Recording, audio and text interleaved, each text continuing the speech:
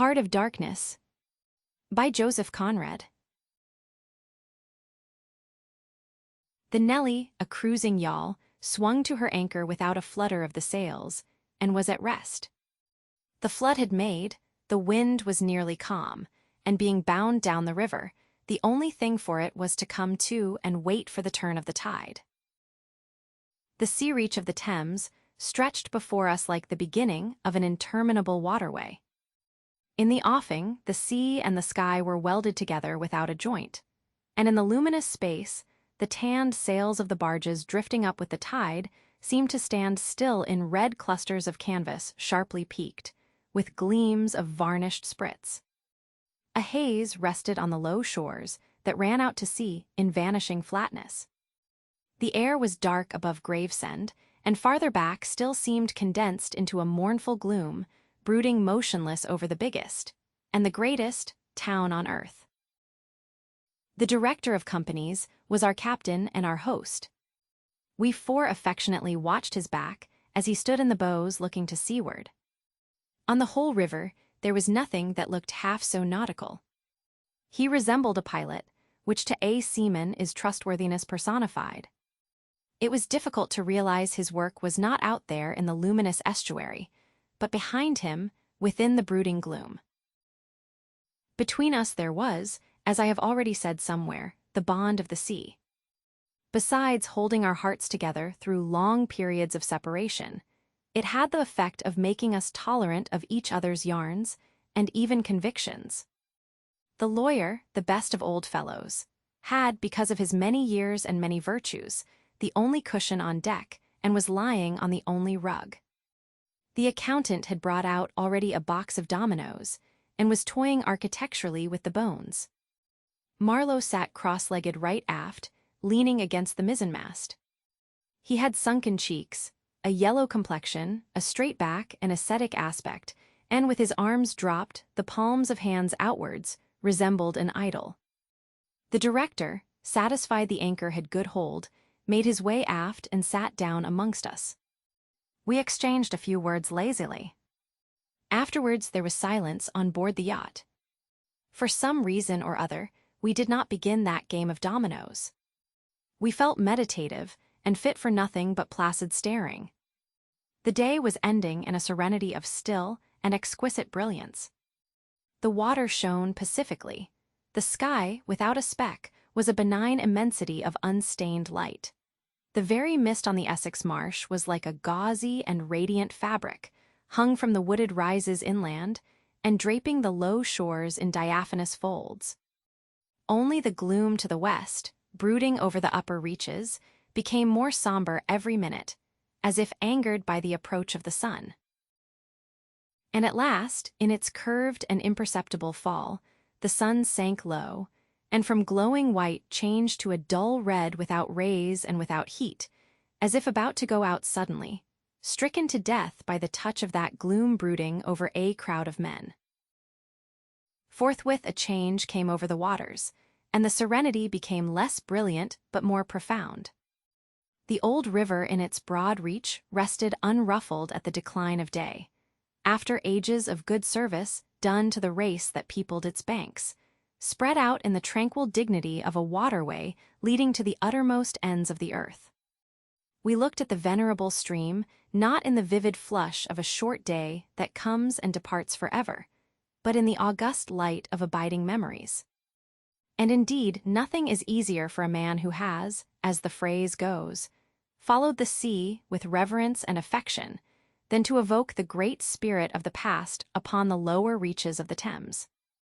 The tidal current runs to and fro in its unceasing service, crowded with memories of men and ships it had borne to the rest of home or to the battles of the sea. It had known and served all the men of whom the nation is proud, from Sir Francis Drake to Sir John Franklin, knights all, titled and untitled, the great knights-errant of the sea.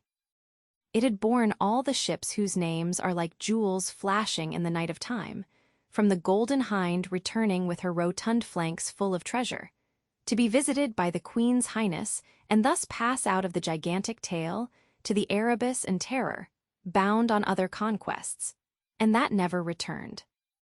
It had known the ships and the men. They had sailed from Deptford, from Greenwich, from Erith, the adventurers and the settlers, kings' ships and the ships of men on change, captains, admirals, the dark interlopers of the Eastern trade, and the commissioned generals of East India fleets. Hunters for gold or pursuers of fame, they all had gone out on that stream, bearing the sword, and often the torch, messengers of the might within the land, bearers of a spark from the sacred fire. What greatness had not floated on the ebb of that river into the mystery of an unknown earth? The dreams of men, the seed of commonwealths, the germs of empires. The sun set, the dusk fell on the stream, and lights began to appear along the shore. The Chapman Lighthouse, a three-legged thing erect on a mudflat, shone strongly. Lights of ships moved in the fairway, a great stir of lights going up and going down. And farther west on the upper reaches the place of the monstrous town was still marked ominously on the sky, a brooding gloom in sunshine, a lurid glare under the stars. "And this also," said Marlowe suddenly, "has been one of the dark places of the earth." He was the only man of us who still followed the sea. The worst that could be said of him was that he did not represent his class. He was a seaman, but he was a wanderer too, while most seamen led, if one may so express it, a sedentary life. Their minds are of the stay-at-home order, and their home is always with them, the ship, and so is their country, the sea. One ship is very much like another, and the sea is always the same. In the immutability of their surroundings, the foreign shores, the foreign faces, the changing immensity of life glide past, veiled not by a sense of mystery, but by a slightly disdainful ignorance. For there is nothing mysterious to a seaman unless it be the sea itself, which is the mistress of his existence and as inscrutable as destiny. For the rest, after his hours of work, a casual stroll or a casual spree on shore suffices to unfold for him the secret of a whole continent, and generally he finds the secret not worth knowing. The yarns of seamen have a direct simplicity, the whole meaning of which lies within the shell of a cracked nut. But Marlowe was not typical, if his propensity to spin yarns be accepted. And to him, the meaning of an episode was not inside like a kernel, but outside, enveloping the tale which brought it out only as a glow brings out a haze, in the likeness of one of these misty halos that sometimes are made visible by the spectral illumination of moonshine. His remark did not seem at all surprising. It was just like Marlowe. It was accepted in silence. No one took the trouble to grunt even, and presently he said, very slow, "I was thinking of very old times when the Romans first came here, 1900 years ago, the other day. Light came out of this river since, you say nights. Yes, but it is like a running blaze on a plain, like a flash of lightning in the clouds. We live in the flicker, may it last as long as the old earth keeps rolling. But darkness was here yesterday. Imagine the feelings of a commander of a fine, what do you call trireme in the Mediterranean, ordered suddenly to the north, run overland across the Gauls in a hurry, put in charge of one of these craft the legionaries. A wonderful lot of handy men they must have been, too, used to build, apparently by the hundred in a month or two, if we may believe what we read. Imagine him here, the very end of the world, a sea the color of lead, a sky the color of smoke, a kind of ship about as rigid as a concertina, and going up this river with stores or orders or what you like. Sandbanks, marshes, forests, savages, precious little to eat fit for a civilized man, nothing but Thames water to drink. No Falernian wine here, no going ashore. Here and there a military camp lost in a wilderness, like a needle in a bundle of hay, cold, fog, tempests, disease, exile, and death, death skulking in the air, in the water, in the bush. They must have been dying like flies here. Oh yes, he did it. Did it very well, too, no doubt, and without thinking much about it either, except afterwards to brag of what he had gone through in his time, perhaps. They were men enough to face the darkness. And perhaps he was cheered by keeping his eye on a chance of promotion to the fleet at Ravenna by and by, if he had good friends in Rome and survived the awful climate. Or think of a decent young citizen in a toga, perhaps too much dice, coming out here in the train of some prefect or tax-gatherer or trader even to mend his fortunes. Land in a swamp, march through the woods, and in some inland post feel the savagery, the utter savagery, had closed round him. All that mysterious life of the wilderness that stirs in the forest, in the jungles, in the hearts of wild men. There's no initiation, either into such mysteries. He has to live in the midst of the incomprehensible, which is also detestable. And it has a fascination, too, that goes to work upon him. The fascination of the abomination. Imagine the growing regrets, the longing to escape, the powerless disgust, the surrender, the hate. He paused. Mind, he began again, lifting one arm from the elbow, the palm of the hand outwards, so that, with his legs folded before him, he had the pose of a Buddha preaching in European clothes and without a lotus flower. Mind, none of us would feel exactly like this.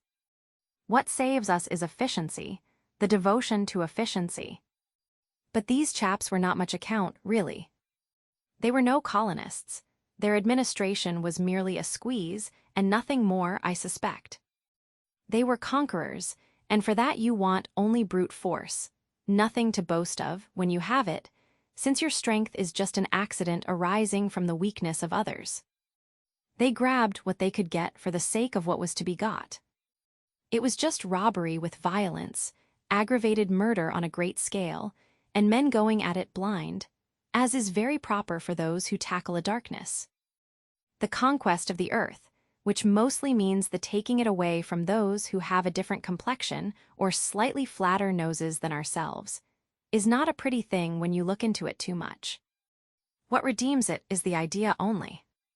An idea at the back of it, not a sentimental pretense but an idea, and an unselfish belief in the idea, something you can set up and bow down before and offer a sacrifice to. He broke off. Flames glided in the river, small green flames, red flames, white flames, pursuing, overtaking, joining, crossing each other, then separating slowly or hastily. The traffic of the great city went on in the deepening night upon the sleepless river. We looked on, waiting patiently. There was nothing else to do till the end of the flood. But it was only after a long silence when he said, in a hesitating voice, "I suppose you fellows remember I did once turn freshwater sailor for a bit, that we knew we were fated, before the ebb began to run, to hear about one of Marlowe's inconclusive experiences. I don't want to bother you much with what happened to me personally," he began, showing in this remark the weakness of many tellers of tales who seem so often unaware of what their audience would like best to hear. Yet to understand the effect of it on me you ought to know how I got out there, what I saw, how I went up that river to the place where I first met the poor chap. It was the farthest point of navigation and the culminating point of my experience. It seemed somehow to throw a kind of light on everything about me and into my thoughts. It was somber enough, too, and pitiful, not extraordinary in any way, not very clear either. No, not very clear. And yet it seemed to throw a kind of light. I had then, as you remember, just returned to London after a lot of Indian Ocean, Pacific, China seas, a regular dose of the East, 6 years or so, and I was loafing about, hindering you fellows in your work and invading your homes, just as though I had got a heavenly mission to civilize you. It was very fine for a time, but after a bit I did get tired of resting. Then I began to look for a ship, I should think the hardest work on earth. But the ships wouldn't even look at me. And I got tired of that game too. Now when I was a little chap, I had a passion for maps. I would look for hours at South America, or Africa, or Australia, and lose myself in all the glories of exploration.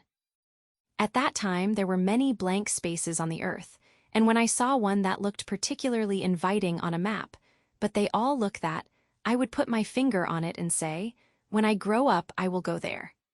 The North Pole was one of these places, I remember.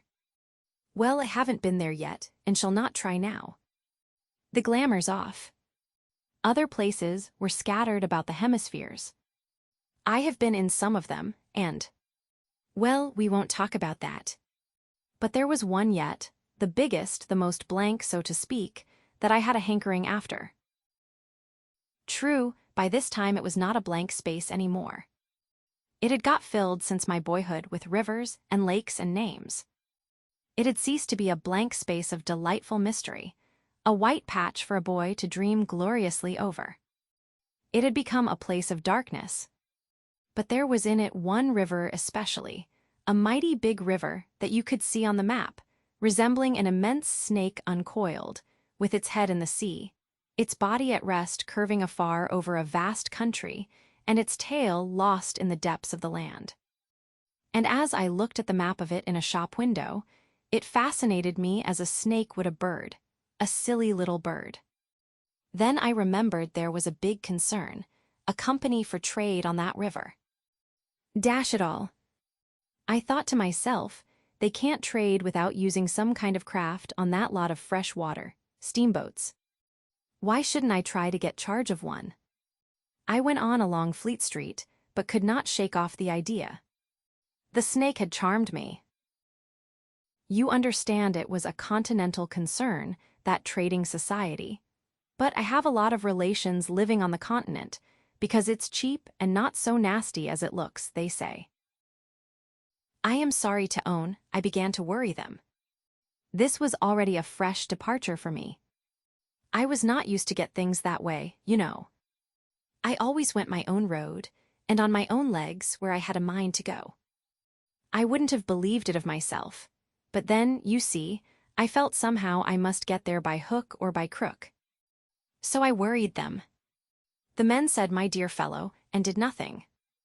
Then, would you believe it, I tried the women.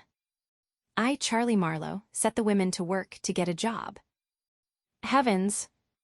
Well, you see, the notion drove me. I had an aunt, a dear enthusiastic soul. She wrote, "It will be delightful. I am ready to do anything, anything for you. It is a glorious idea. I know the wife of a very high personage in the administration, and also a man who has lots of influence with, etc." She was determined to make no end of fuss to get me appointed skipper of a river steamboat, if such was my fancy. I got my appointment, of course, and I got it very quick. It appears the company had received news that one of their captains had been killed in a scuffle with the natives. This was my chance, and it made me the more anxious to go. It was only months and months afterwards, when I made the attempt to recover what was left of the body, that I heard the original quarrel arose from a misunderstanding about some hens. Yes, 2 black hens. Freslevin, that was the fellow's name, a Dane, thought himself wronged somehow in the bargain, so he went ashore and started to hammer the chief of the village with a stick. Oh, it didn't surprise me in the least to hear this, and at the same time to be told that Freslevin was the gentlest, quietest creature that ever walked on 2 legs. No doubt he was, but he had been a couple of years already out there engaged in the noble cause, you know, and he probably felt the need at last of asserting his self-respect in some way.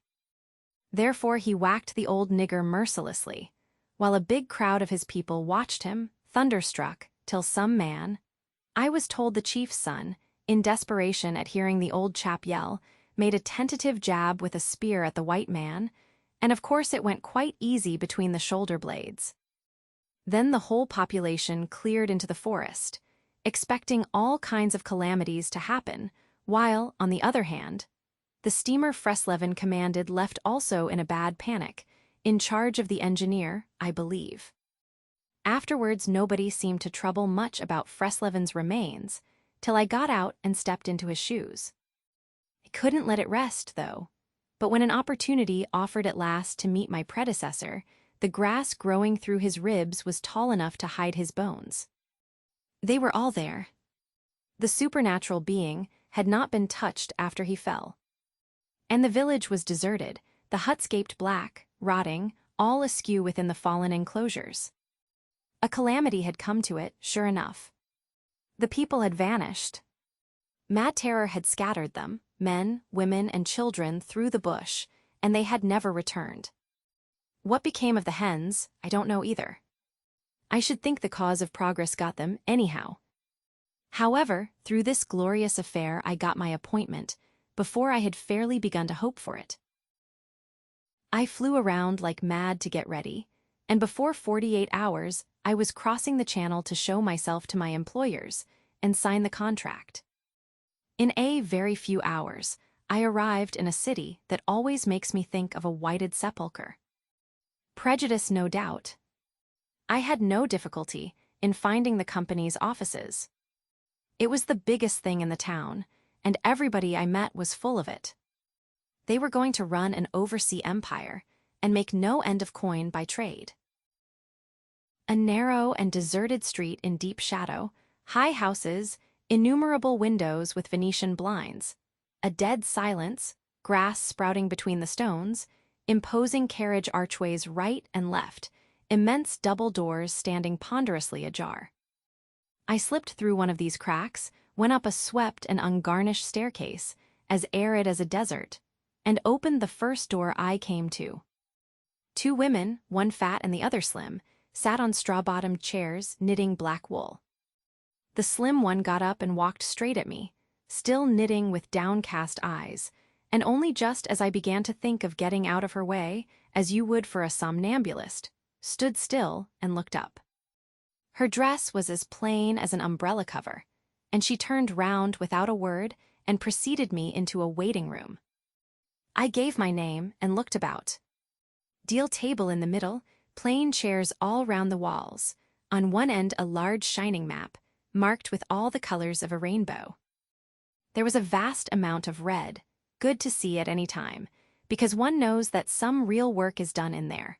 A deuce of a lot of blue, a little green, smears of orange, and on the east coast, a purple patch, to show where the jolly pioneers of progress drink the jolly lager beer. However, I wasn't going into any of these. I was going into the yellow. Dead in the center. And the river was there, fascinating, deadly, like a snake. A door opened, a white-haired secretarial head, but wearing a compassionate expression appeared, and a skinny forefinger beckoned me into the sanctuary. Its light was dim, and a heavy writing desk squatted in the middle. From behind that structure came out an impression of pale plumpness in a frock coat. The great man himself. He was 5'6", I should judge, and had his grip on the handle end of ever so many millions. He shook hands, I fancy, murmured vaguely, was satisfied with my French. Bon voyage. In about 45 seconds, I found myself again in the waiting room with the compassionate secretary, who, full of desolation and sympathy, made me sign some document. I believe I undertook, amongst other things, not to disclose any trade secrets. Well, I am not going to. I began to feel slightly uneasy. You know, I am not used to such ceremonies, and there was something ominous in the atmosphere. It was just as though I had been let into some conspiracy, I don't know, something not quite right, and I was glad to get out. In the outer room, the two women knitted black wool feverishly. People were arriving, and the younger one was walking back and forth introducing them. The old one sat on her chair. Her flat cloth slippers were propped up on a foot warmer, and a cat reposed on her lap. She wore a starched white affair on her head, had a wart on one cheek, and silver-rimmed spectacles hung on the tip of her nose. She glanced at me above the glasses. The swift and indifferent placidity of that look troubled me. Two youths with foolish and cheery countenances were being piloted over, and she threw at them the same quick glance of unconcerned wisdom. She seemed to know all about them, and about me too. An eerie feeling came over me. She seemed uncanny and fateful.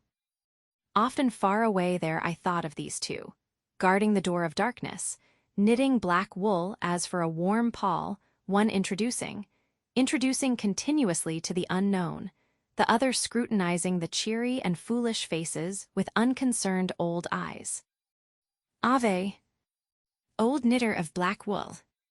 Mortuary te salutant. Not many of those she looked at ever saw her again, not half by a long way. There was yet a visit to the doctor. A simple formality, assured me the secretary, with an air of taking an immense part in all my sorrows.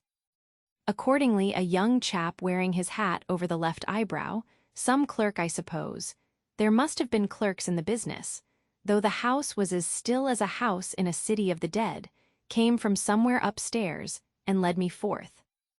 He was shabby and careless, with ink stains on the sleeves of his jacket, and his cravat was large and billowy, under a chin shaped like the toe of an old boot. It was a little too early for the doctor, so I proposed a drink, and thereupon he developed a vein of joviality.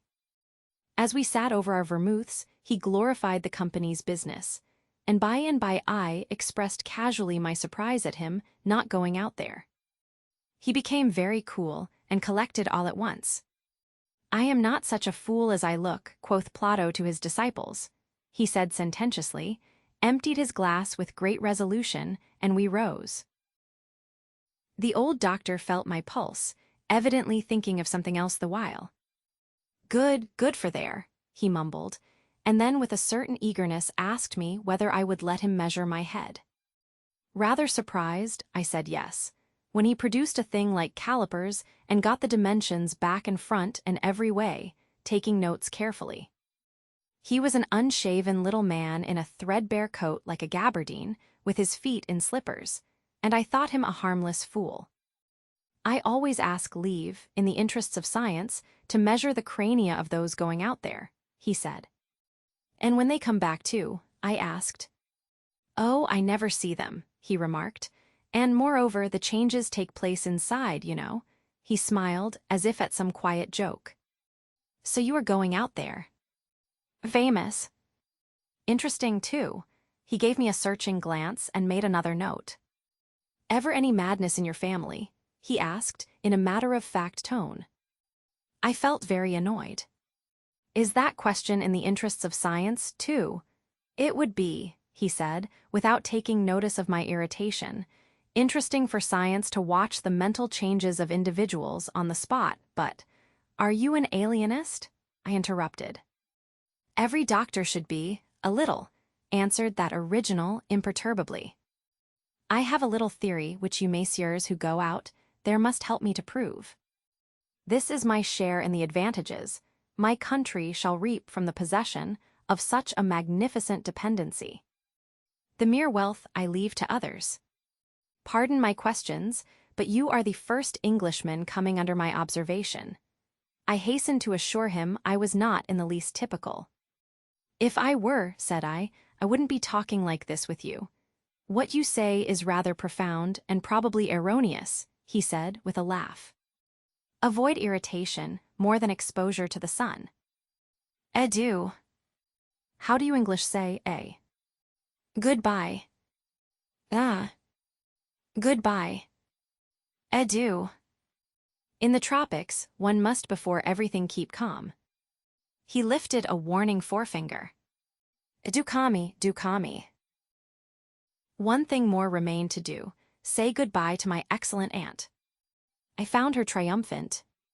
I had a cup of tea, the last decent cup of tea for many days, and in a room that most soothingly looked just as you would expect a lady's drawing room to look, we had a long, quiet chat by the fireside.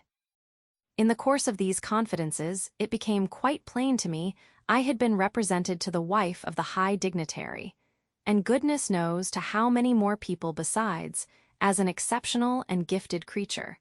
A piece of good fortune for the company, a man you don't get hold of every day.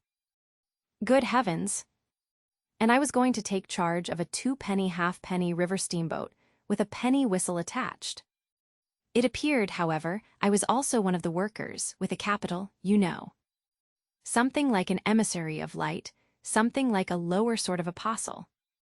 There had been a lot of such rot let loose in print and talk just about that time, and the excellent woman, living right in the rush of all that humbug, got carried off her feet. She talked about weaning those ignorant millions from their horrid ways, till, upon my word, she made me quite uncomfortable. I ventured to hint that the company was run for profit. "You forget, dear Charlie, that the laborer is worthy of his hire," she said brightly. "It's queer how out of touch with truth women are. They live in a world of their own, and there has never been anything like it, and never can be. It is too beautiful altogether, and if they were to set it up, it would go to pieces before the first sunset. Some confounded fact, we men have been living contentedly, with ever since the day of creation would start up and knock the whole thing over." After this I got embraced, told to wear flannel, be sure to write often, and so on, and I left. In the street, I don't know why, a queer feeling came to me that I was an imposter. Odd thing that I, who used to clear out for any part of the world at 24 hours' notice, with less thought than most men give to the crossing of a street, had a moment, I won't say of hesitation, but of startled pause before this commonplace affair.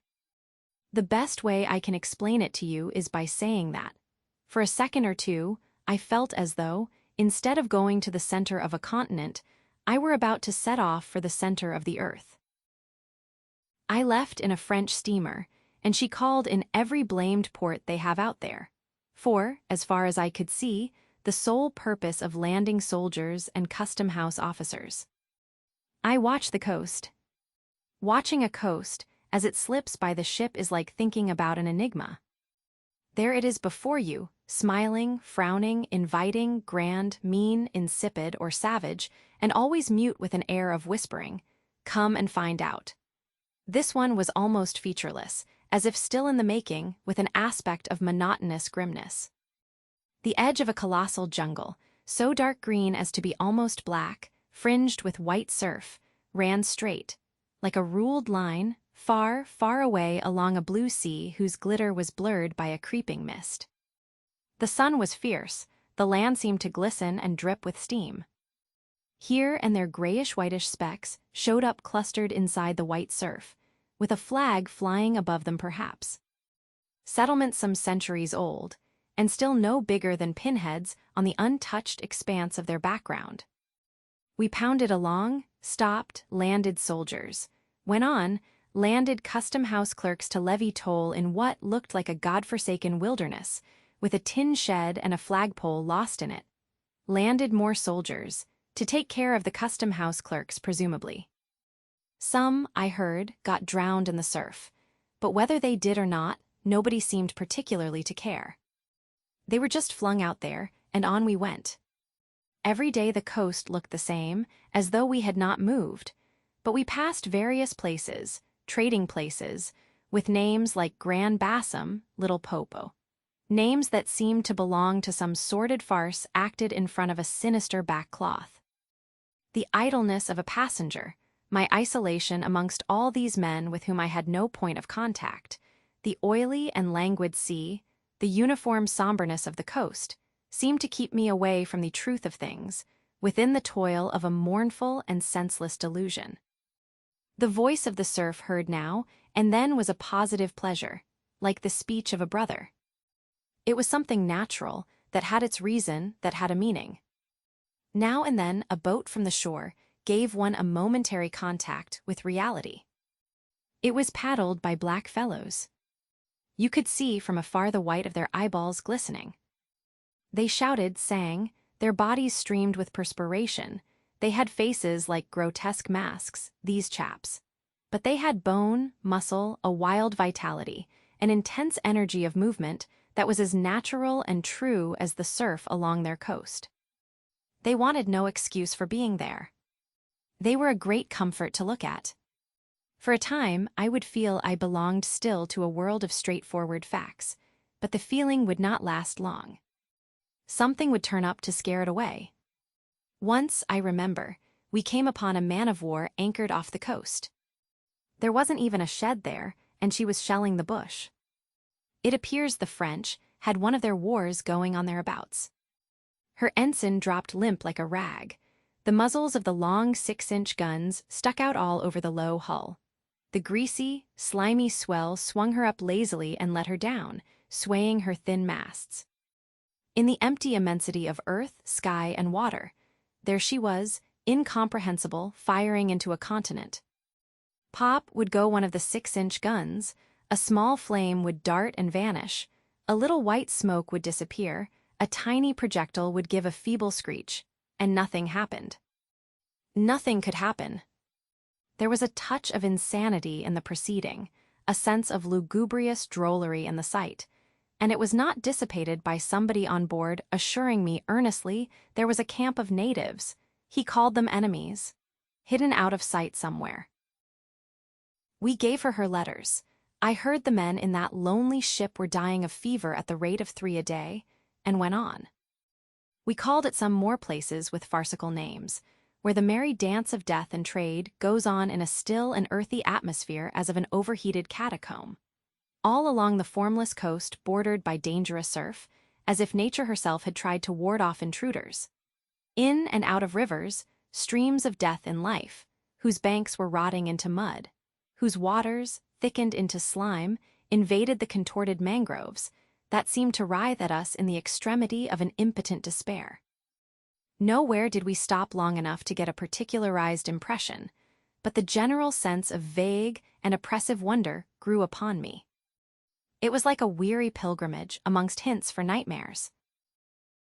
It was upward of 30 days before I saw the mouth of the big river. We anchored off the seat of the government, but my work would not begin till some 200 miles farther on. So as soon as I could, I made a start for a place 30 miles higher up. I had my passage on a little seagoing steamer. Her captain was a Swede, and knowing me for a seaman, invited me on the bridge. He was a young man, lean, fair, and morose, with lanky hair and a shuffling gait. As we left the miserable little wharf, he tossed his head contemptuously at the shore. "Been living there?" he asked. I said, "Yes. Fine lot these government chaps, are they not?" He went on, speaking English with great precision and considerable bitterness. "It is funny what some people will do for a few francs a month. I wonder what becomes of that kind when it goes up country." I said to him I expected to see that soon. "So, oh," he exclaimed. He shuffled athwart, keeping one eye ahead vigilantly. "Don't be too sure," he continued. "The other day I took up a man who hanged himself on the road. He was a Swede, too, hanged himself." "Why in God's name?" cried. He kept on looking out watchfully. "Who knows? The sun too much for him, or the country perhaps." At last we opened a reach. A rocky cliff appeared, mounds of turned-up earth by the shore, houses on a hill, others with iron roofs, amongst a waste of excavations, or hanging to the declivity. A continuous noise of the rapids above hovered over this scene of inhabited devastation. A lot of people, mostly black and naked, moved about like ants. A jetty projected into the river. A blinding sunlight drowned all this at times in a sudden recrudescence of glare. "There's your company's station," said the Swede, pointing to 3 wooden barrack-like structures on the rocky slope. "I will send your things up. 4 boxes, did you say? So, farewell." I came upon a boiler wallowing in the grass, then found a path leading up the hill. It turned aside for the boulders, and also for an undersized railway truck lying there on its back with its wheels in the air. One was off. The thing looked as dead as the carcass of some animal. I came upon more pieces of decaying machinery, a stack of rusty rails. To the left, a clump of trees made a shady spot, where dark things seemed to stir feebly. I blinked, the path was steep. A horn tooted to the right, and I saw the black people run. A heavy and dull detonation shook the ground, a puff of smoke came out of the cliff, and that was all. No change appeared on the face of the rock. They were building a railway. The cliff was not in the way or anything, but this objectless blasting was all the work going on. A slight clinking behind me made me turn my head. 6 black men advanced in a file, toiling up the path. They walked erect and slow, balancing small baskets full of earth on their heads, and the clink kept time with their footsteps. Black rags were wound round their loins, and the short ends behind waggled to and fro like tails. I could see every rib, the joints of their limbs were like knots in a rope. Each had an iron collar on his neck, and all were connected together with a chain whose bites swung between them, rhythmically clinking. Another report from the cliff made me think suddenly of that ship of war I had seen firing into a continent. It was the same kind of ominous voice, but these men could by no stretch of imagination be called enemies. They were called criminals, and the outraged law, like the bursting shells, had come to them, an insoluble mystery from the sea. All their meager breasts panted together, the violently dilated nostrils quivered, the eyes stared stonily uphill. They passed me within 6 inches, without a glance, with that complete, death-like indifference of unhappy savages. Behind this raw matter, one of the reclaimed, the product of the new forces at work, strolled despondently, carrying a rifle by its middle. He had a uniform jacket with one button off, and seeing a white man on the path, hoisted his weapon to his shoulder with alacrity. This was simple prudence, white men being so much alike at a distance that he could not tell who I might be. He was speedily reassured, and with a large, white, rascally grin and a glance at his charge, seemed to take me into partnership in his exalted trust. After all, I also was a part of the great cause of these high and just proceedings. Instead of going up, I turned and descended to the left. My idea was to let that chain gang get out of sight before I climbed the hill. You know I am not particularly tender. I've had to strike and to fend off. I've had to resist and to attack sometimes. That's only one way of resisting, without counting the exact cost, according to the demands of such sort of life as I had blundered into. I've seen the devil of violence, and the devil of greed, and the devil of hot desire. But by all the stars. These were strong, lusty, red-eyed devils that swayed and drove men, I tell you. But as I stood on this hillside, I foresaw that in the blinding sunshine of that land I would become acquainted with a flabby, pretending, weak-eyed devil of a rapacious and pitiless folly. How insidious he could be, too, I was only to find out several months later, and 1,000 miles farther. For a moment I stood appalled, as though by a warning. Finally descended the hill obliquely, towards the trees I had seen. I avoided a vast artificial hole somebody had been digging on the slope, the purpose of which I found it impossible to divine. It wasn't a quarry or a sandpit anyhow. It was just a hole.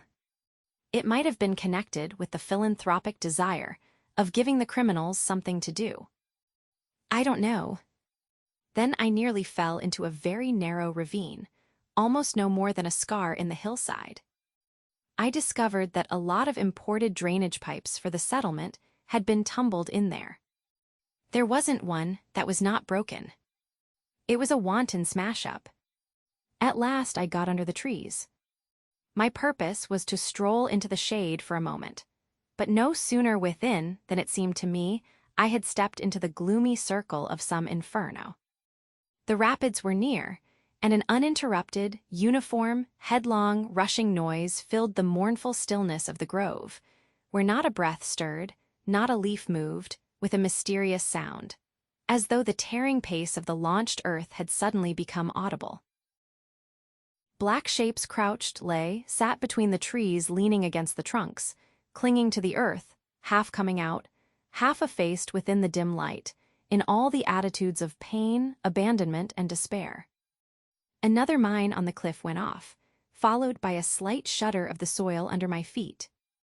The work was going on. The work. And this was the place where some of the helpers had withdrawn to die. They were dying slowly, it was very clear.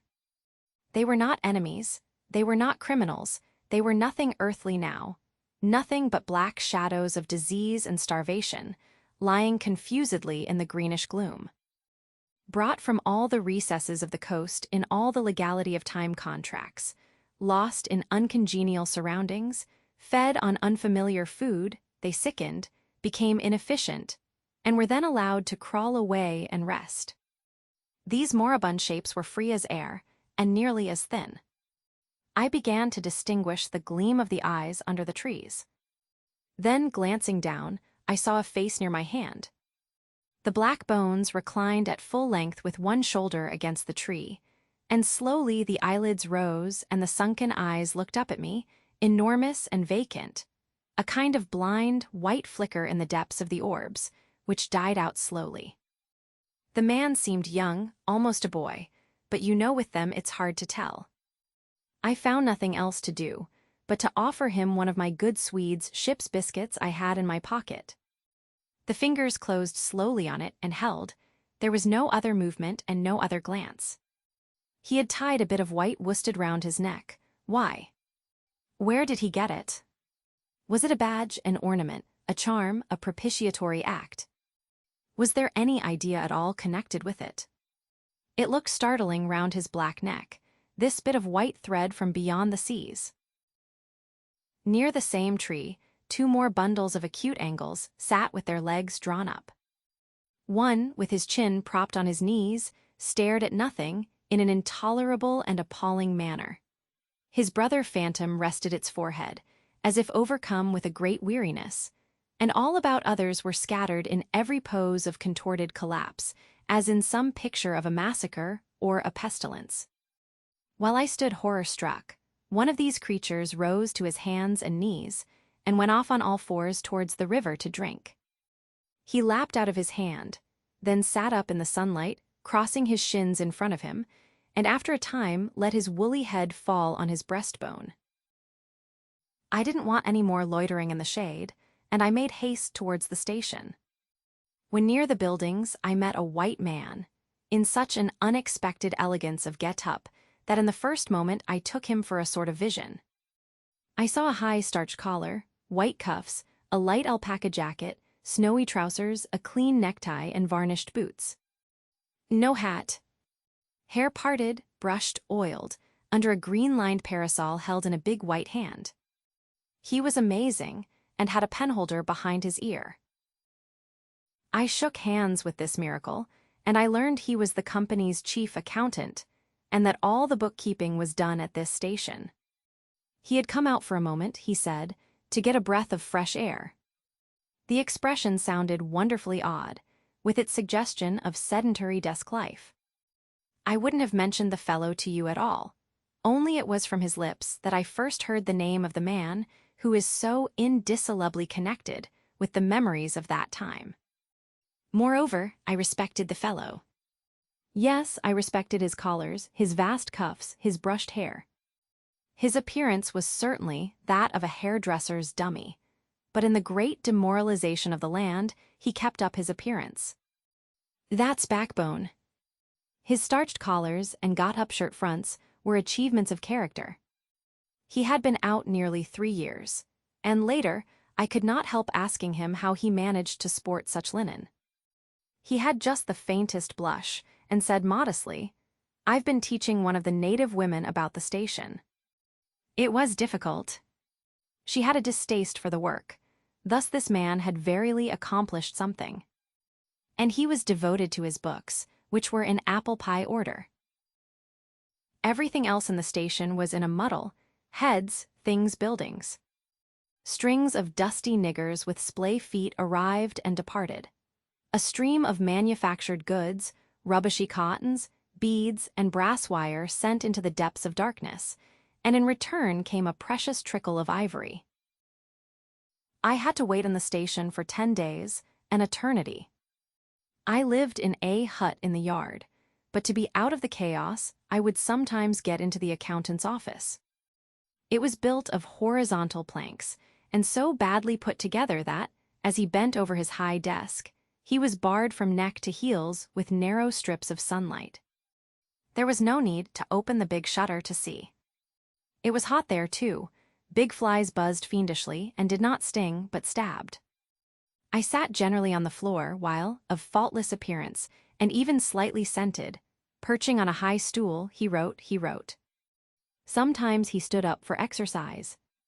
When a truckle bed with a sick man, some invalid agent from upcountry, was put in there, he exhibited a gentle annoyance. The groans of this sick person, he said, distract my attention. And without that it is extremely difficult to guard against clerical errors in this climate. One day he remarked without lifting his head, in the interior you will no doubt meet Mr. Kurtz. On my asking who Mr. Kurtz was, he said he was a first-class agent, and seeing my disappointment at this information, he added slowly, laying down his pen, he is a very remarkable person. Further questions elicited from him that Mr. Kurtz was at present in charge of a trading post, a very important one in the true ivory country, at the very bottom of there. Sends in as much ivory as all the others put together. He began to write again. The sick man was too ill to groan. The flies buzzed in a great peace. Suddenly there was a growing murmur of voices and a great tramping of feet. A caravan had come in. A violent babble of uncouth sounds burst out on the other side of the planks.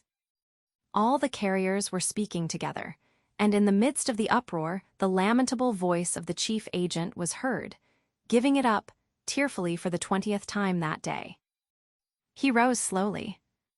"What a frightful row," he said. He crossed the room gently to look at the sick man, and returning said to me, "He does not hear." "What? Dead?" I asked, startled. "No, not yet," he answered with great composure. Then, alluding with a toss of the head to the tumult in the station yard, "When one has got to make correct entries, one comes to hate those savages, hate them to the death." He remained thoughtful for a moment. "When you see Mr. Kurtz," he went on, "tell him from me that everything here," he glanced at the deck, "is very satisfactory. I don't like to write to him. With those messengers of ours, you never know who may get hold of your letter at that central station." He stared at me for a moment with his mild, bulging eyes. "Oh, he will go far, very far," he began again. "He will be a somebody in the administration before long. They above, the council in Europe, mean him to be." He turned to his work.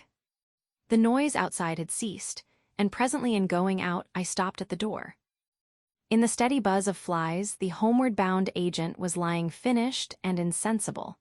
The other, bent over his books, was making correct entries of perfectly correct transactions, and 50 feet below the doorstep I could see the still tree-tops of the Grove of Death. Next day I left that station at last, with a caravan of 60 men, for a 200-mile tramp. No use telling you much about that. Paths everywhere. A stamped-in network of paths spreading over the empty land, through the long grass, through burnt grass, through thickets, down and up chilly ravines, up and down stony hills ablaze with heat, and a solitude, nobody, not a hut. The population had cleared out a long time ago. Well, if a lot of mysterious niggers armed with all kinds of fearful weapons suddenly took to traveling on the road between Deal and Gravesend, catching the yokels right and left to carry heavy loads for them, I fancy every farm and cottage thereabouts would get empty very soon. Only here the dwellings were gone, too. Still I passed through several abandoned villages. There's something pathetically childish in the ruins of grass walls. Day after day, with the stamp and shuffle of 60 pair of bare feet behind me, each pair under a 60 lb. Load. Camp cook sleep, strike camp march. Now and then a carrier dead in harness, at rest in the long grass near the path, with an empty water gourd and his long staff lying by his side. A great silence around and above. Perhaps on some quiet night the tremor of far-off drums, sinking, swelling, a tremor vast, faint, a sound weird, appealing, suggestive, and wild, and perhaps with as profound a meaning as the sound of bells in a Christian country. Once a white man in an unbuttoned uniform, camping on the path with an armed escort of lank Zanzibaris, very hospitable and festive, not to say drunk. Was looking after the upkeep of the road, he declared. Can't say I saw any road or any upkeep, unless the body of a middle-aged Negro with a bullet hole in the forehead, upon which I absolutely stumbled 3 miles farther on, may be considered as a permanent improvement. I had a white companion too, not a bad chap, but rather too fleshy, and with the exasperating habit of fainting on the hot hillsides, miles away from the least bit of shade and water. Annoying, you know, to hold your own coat like a parasol over a man's head while he is coming to. I couldn't help asking him once what he meant by coming there at all. To make money, of course. What do you think? He said scornfully. Then he got fever and had to be carried in a hammock slung under a pole. As he weighed 16 stone, I had no end of rows with the carriers. They jibbed, ran away, sneaked off with their loads in the night, quite a mutiny. So, one evening, I made a speech in English with gestures, not one of which was lost to the 60 pairs of eyes before me, and the next morning I started the hammock off in front all right. An hour afterwards I came upon the whole concern wrecked in a bush. Man, hammock groans, blankets, horrors. The heavy pole had skinned his poor nose. He was very anxious for me to kill somebody, but there wasn't the shadow of a carrier near. I remembered the old doctor. It would be interesting for science to watch the mental changes of individuals on the spot. I felt I was becoming scientifically interesting. However, all that is to no purpose.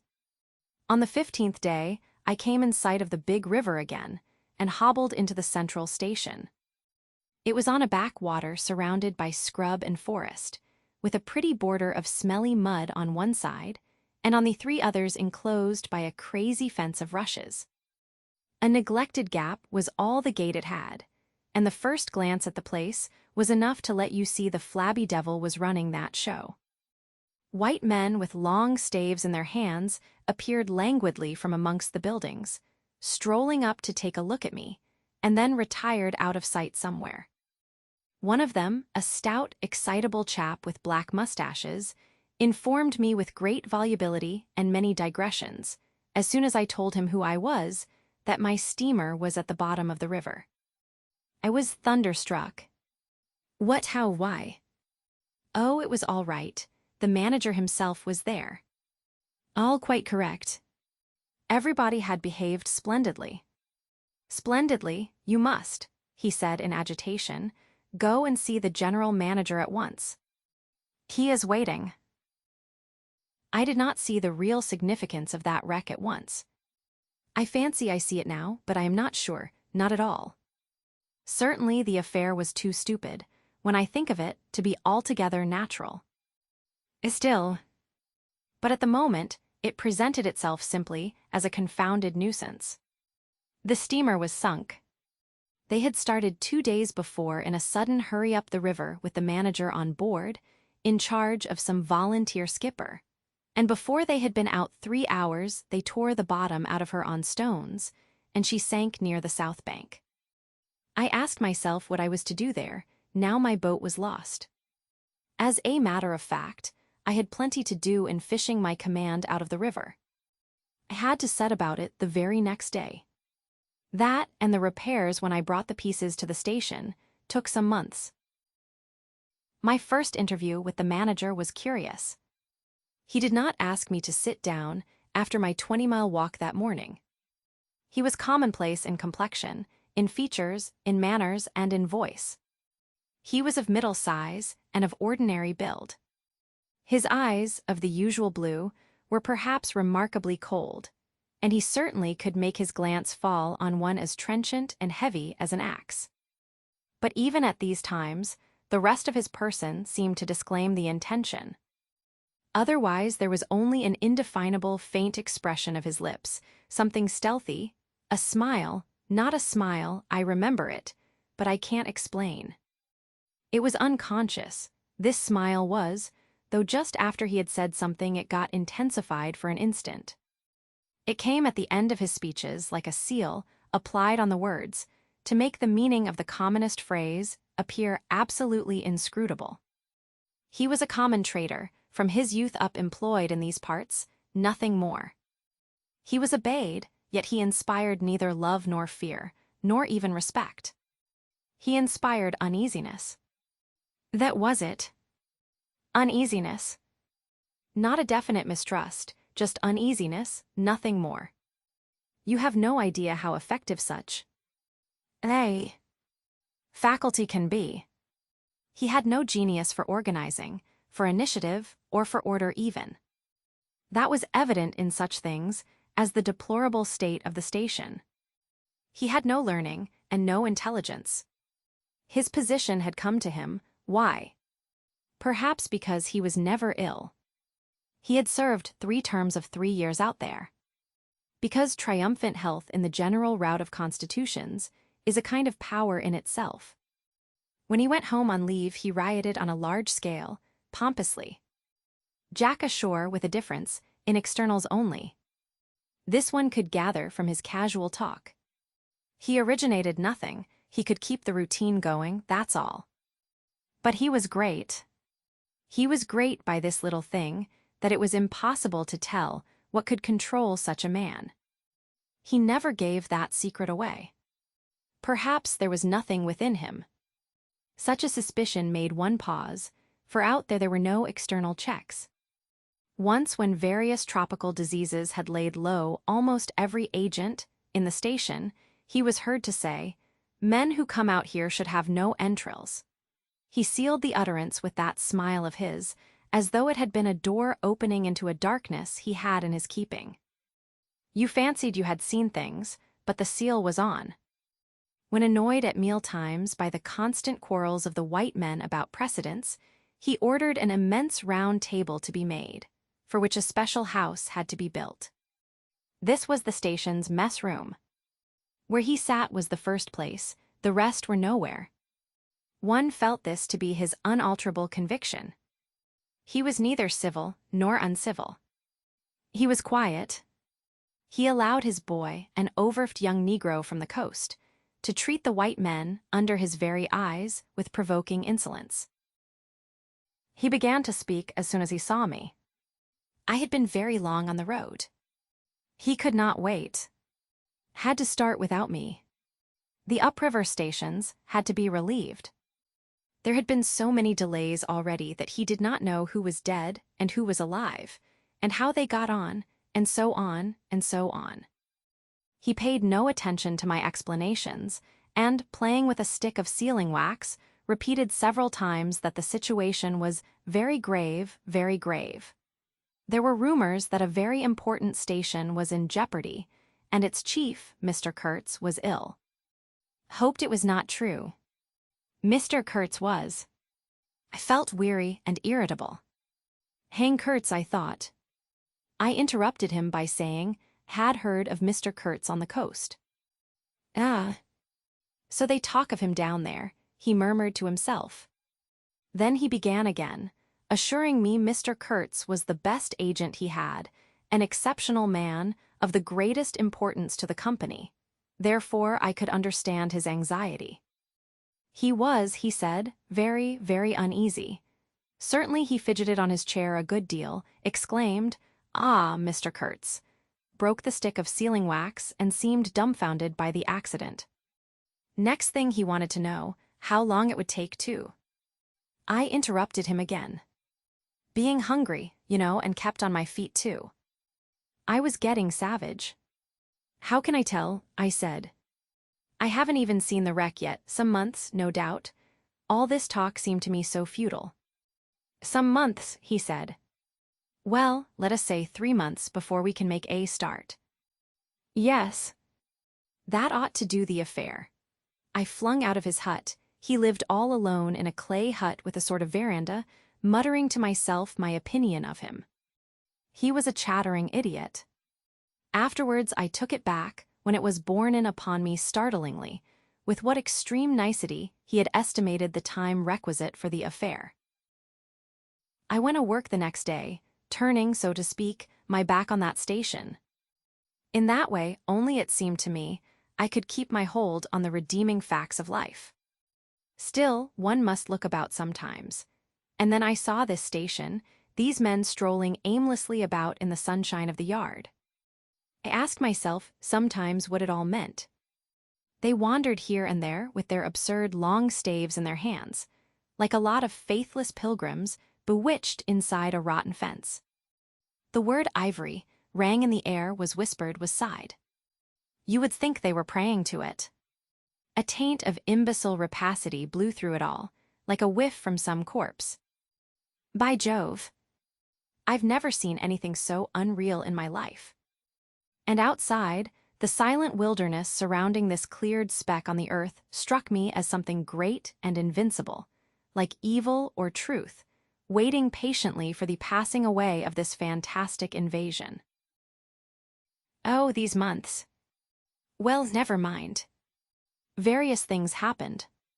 One evening, a grass shed full of calico, cotton prints, beads, and I don't know what else, burst into a blaze so suddenly that you would have thought the earth had opened to let an avenging fire consume all that trash.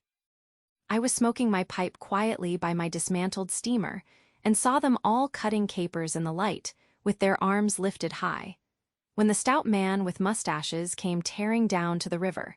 A tin pail in his hand assured me that everybody was behaving splendidly, dipped about a quart of water and tore back again.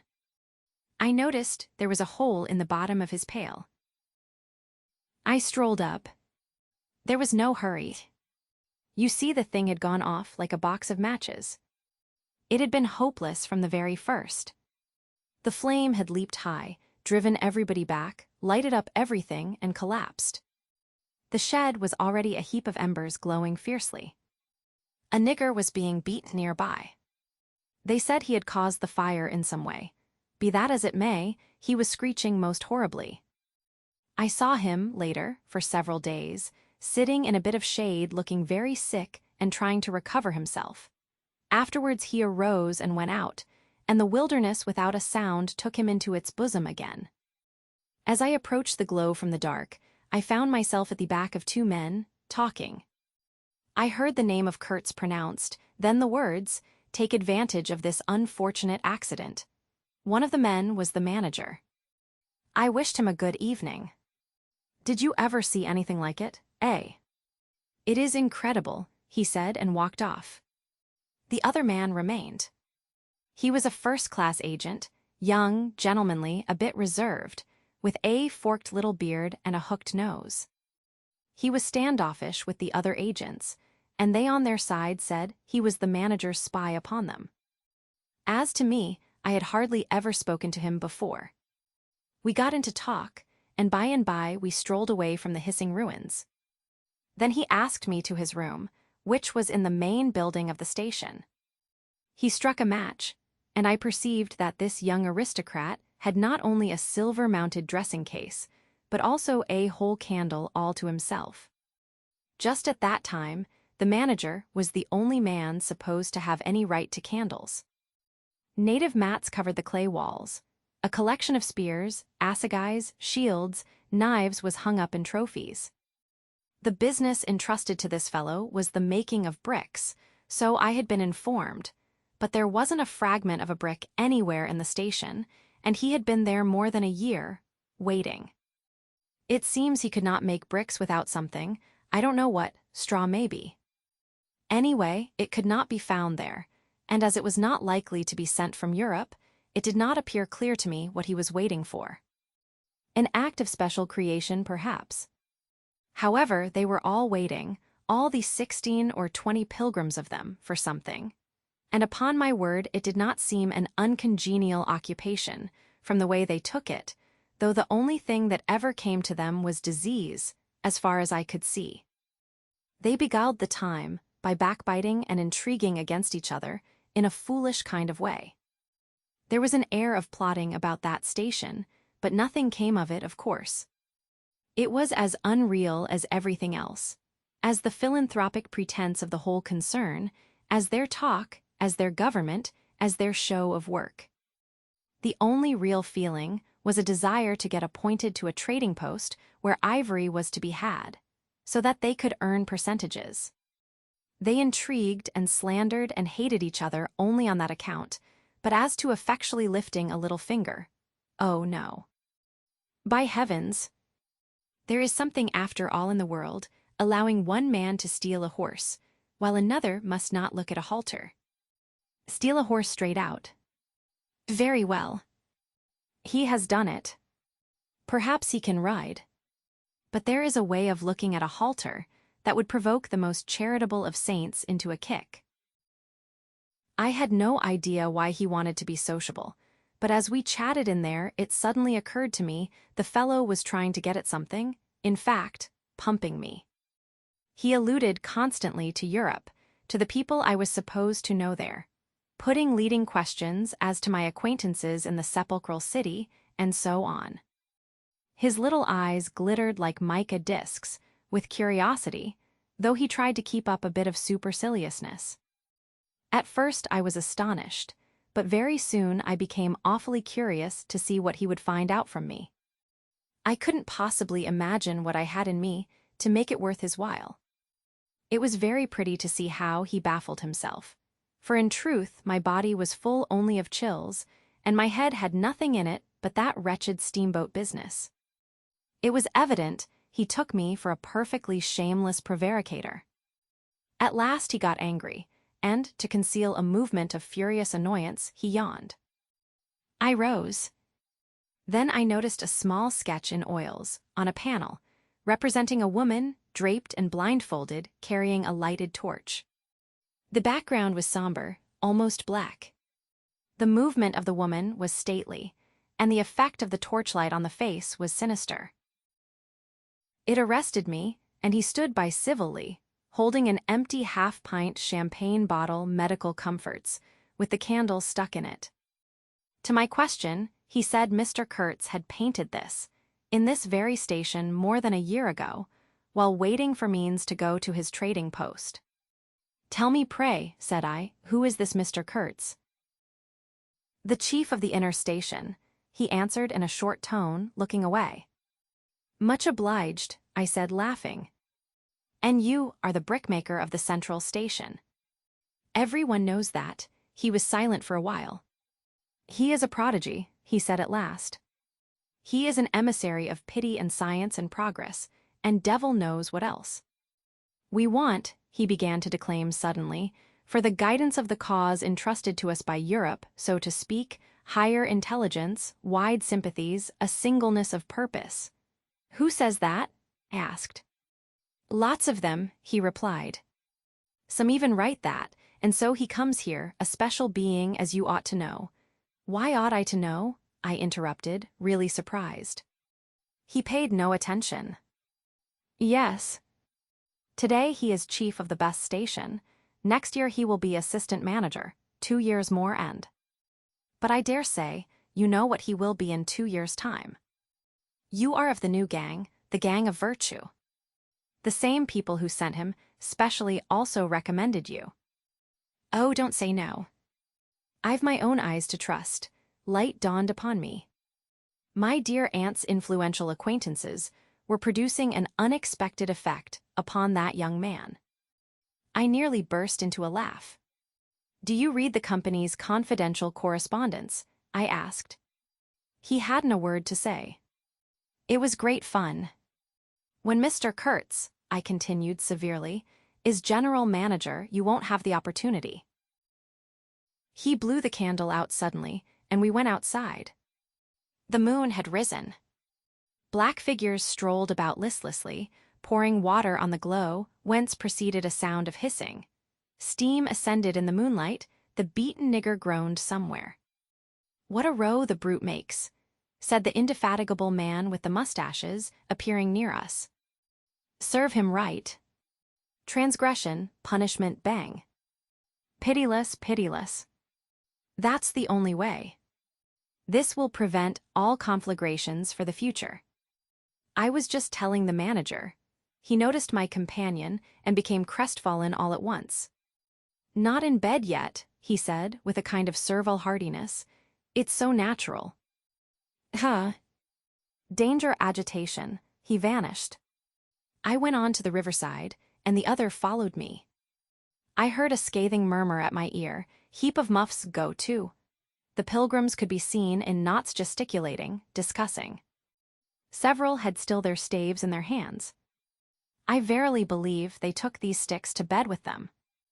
Beyond the fence the forest stood up spectrally in the moonlight, and through that dim stir, through the faint sounds of that lamentable courtyard, the silence of the land went home to one's very heart, its mystery, its greatness, the amazing reality of its concealed life. The hurt nigger moaned feebly somewhere nearby, and then fetched a deep sigh that made me mend my pace away from there. I felt a hand introducing itself under my arm. "My dear sir," said the fellow, "I don't want to be misunderstood, and especially by you, who will see Mr. Kurtz long before I can have that pleasure. I wouldn't like him to get a false idea of my disposition." I let him run on, this papier-mâché Mephistopheles, and it seemed to me that if I tried I could poke my forefinger through him, and would find nothing inside but a little loose dirt, maybe. He, don't you see, had been planning to be assistant manager by and by under the present man, and I could see that the coming of that Kurtz had upset them both not a little. He talked precipitately, and I did not try to stop him. I had my shoulders against the wreck of my steamer, hauled up on the slope like a carcass of some big river animal. The smell of mud, of primeval mud by Jove, was in my nostrils. The high stillness of primeval forest was before my eyes. There were shiny patches on the Black Creek. The moon had spread over everything a thin layer of silver, over the rank grass, over the mud, upon the wall of matted vegetation standing higher than the wall of a temple. Over the great river I could see through a somber gap glittering, as it flowed broadly by without a murmur. All this was great, expectant, mute, while the man jabbered about himself.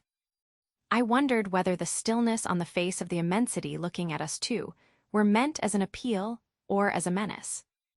What were we who had strayed in here? Could we handle that dumb thing, or would it handle us? I felt how big, how confoundedly big, was that thing that couldn't talk, and perhaps was deaf as well. What was in there? I could see a little ivory coming out from there, and I had heard Mr. Kurtz was in there. I had heard enough about it too, God knows.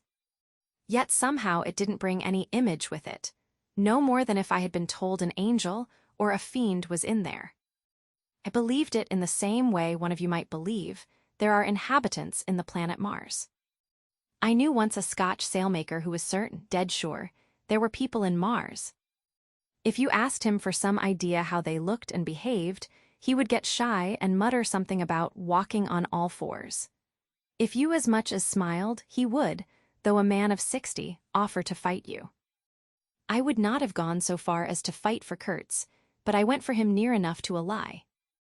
You know I hate, detest, and can't bear a lie, not because I am straighter than the rest of us, but simply because it appalls me.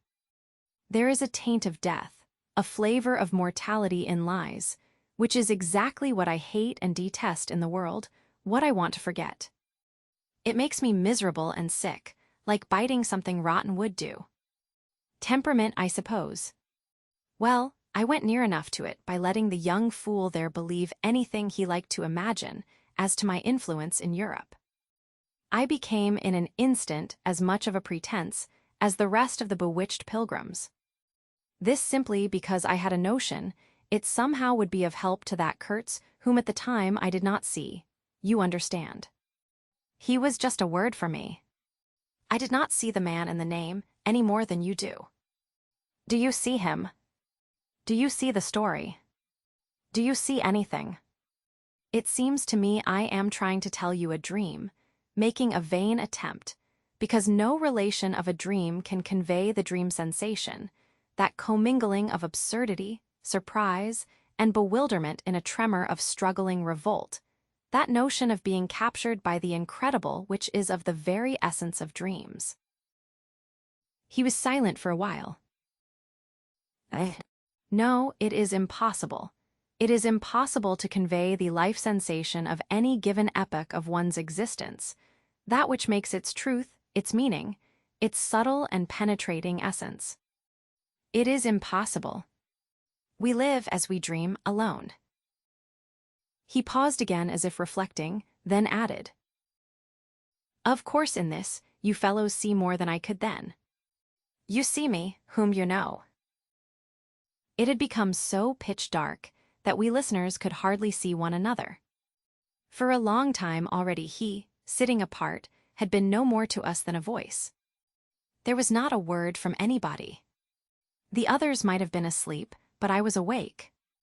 I listened on the watch for the sentence, for the word that would give me the clue to the faint uneasiness inspired by this narrative that seemed to shape itself without human lips in the heavy night air of the river.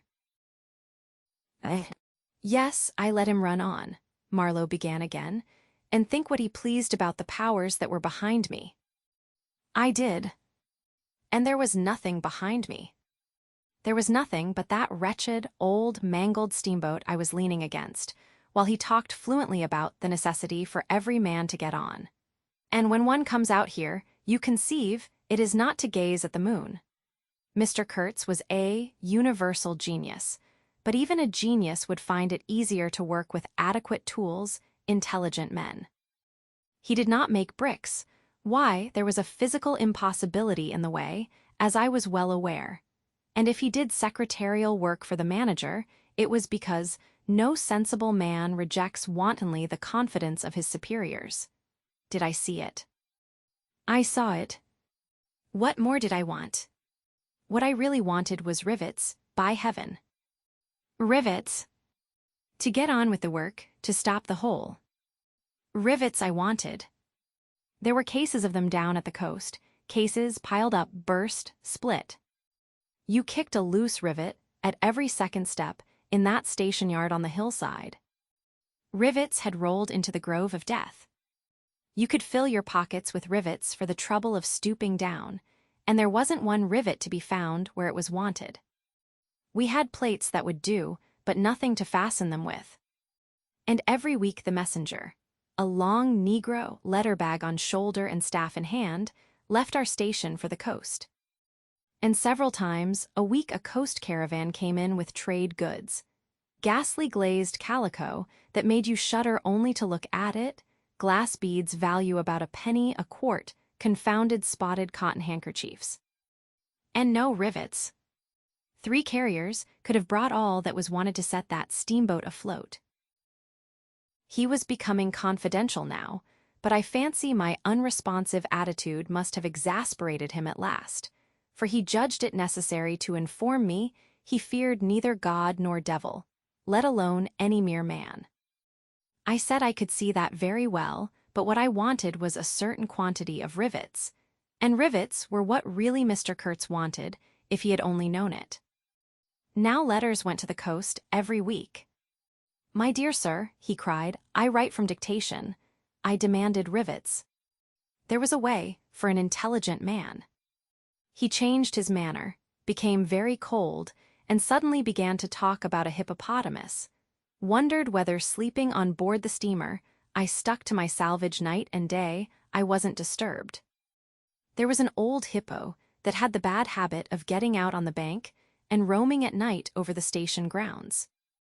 The pilgrims used to turn out in a body and empty every rifle they could lay hands on at him. Some even had sat up o' nights for him. All this energy was wasted, though. "That animal has a charmed life," he said, "but you can say this only of brutes in this country. No man, you apprehend me, no man here bears a charmed life." He stood there for a moment in the moonlight with his delicate hooked nose set a little askew, and his mica eyes glittering without a wink. Then, with a curt good night, he strode off. I could see he was disturbed and considerably puzzled, which made me feel more hopeful than I had been for days. It was a great comfort to turn from that chap to my influential friend, the battered, twisted, ruined, tin-pot steamboat.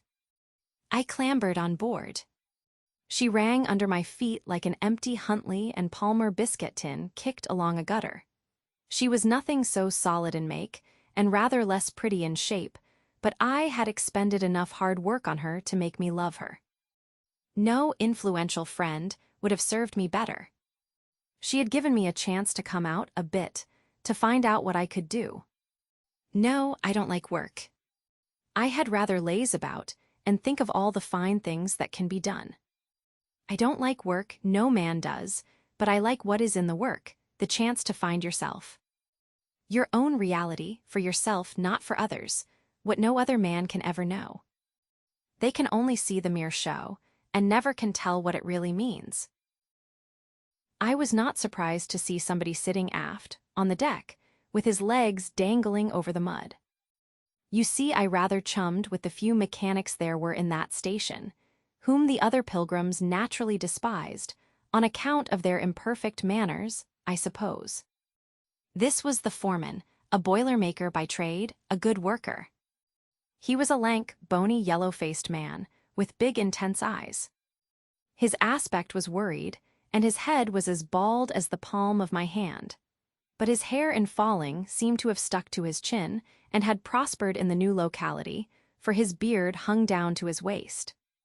He was a widower with 6 young children. He had left them in charge of a sister of his to come out there, and the passion of his life was pigeon flying.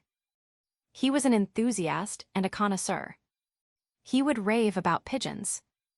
After work hours, he used sometimes to come over from his hut for a talk about his children and his pigeons. At work, when he had to crawl in the mud under the bottom of the steamboat, he would tie up that beard of his in a kind of white serviette he brought for the purpose. It had loops to go over his ears. In the evening he could be seen squatted on the bank rinsing that wrapper in the creek with great care, then spreading it solemnly on a bush to dry. I slapped him on the back and shouted, "We shall have rivets!" He scrambled to his feet exclaiming, "No." Rivets, as though he couldn't believe his ears. Then in a low voice, "You." I don't know why we behaved like lunatics. I put my finger to the side of my nose and nodded mysteriously. "Good for you," he cried, snapped his fingers above his head, lifting one foot. I tried a jig. We capered on the iron deck.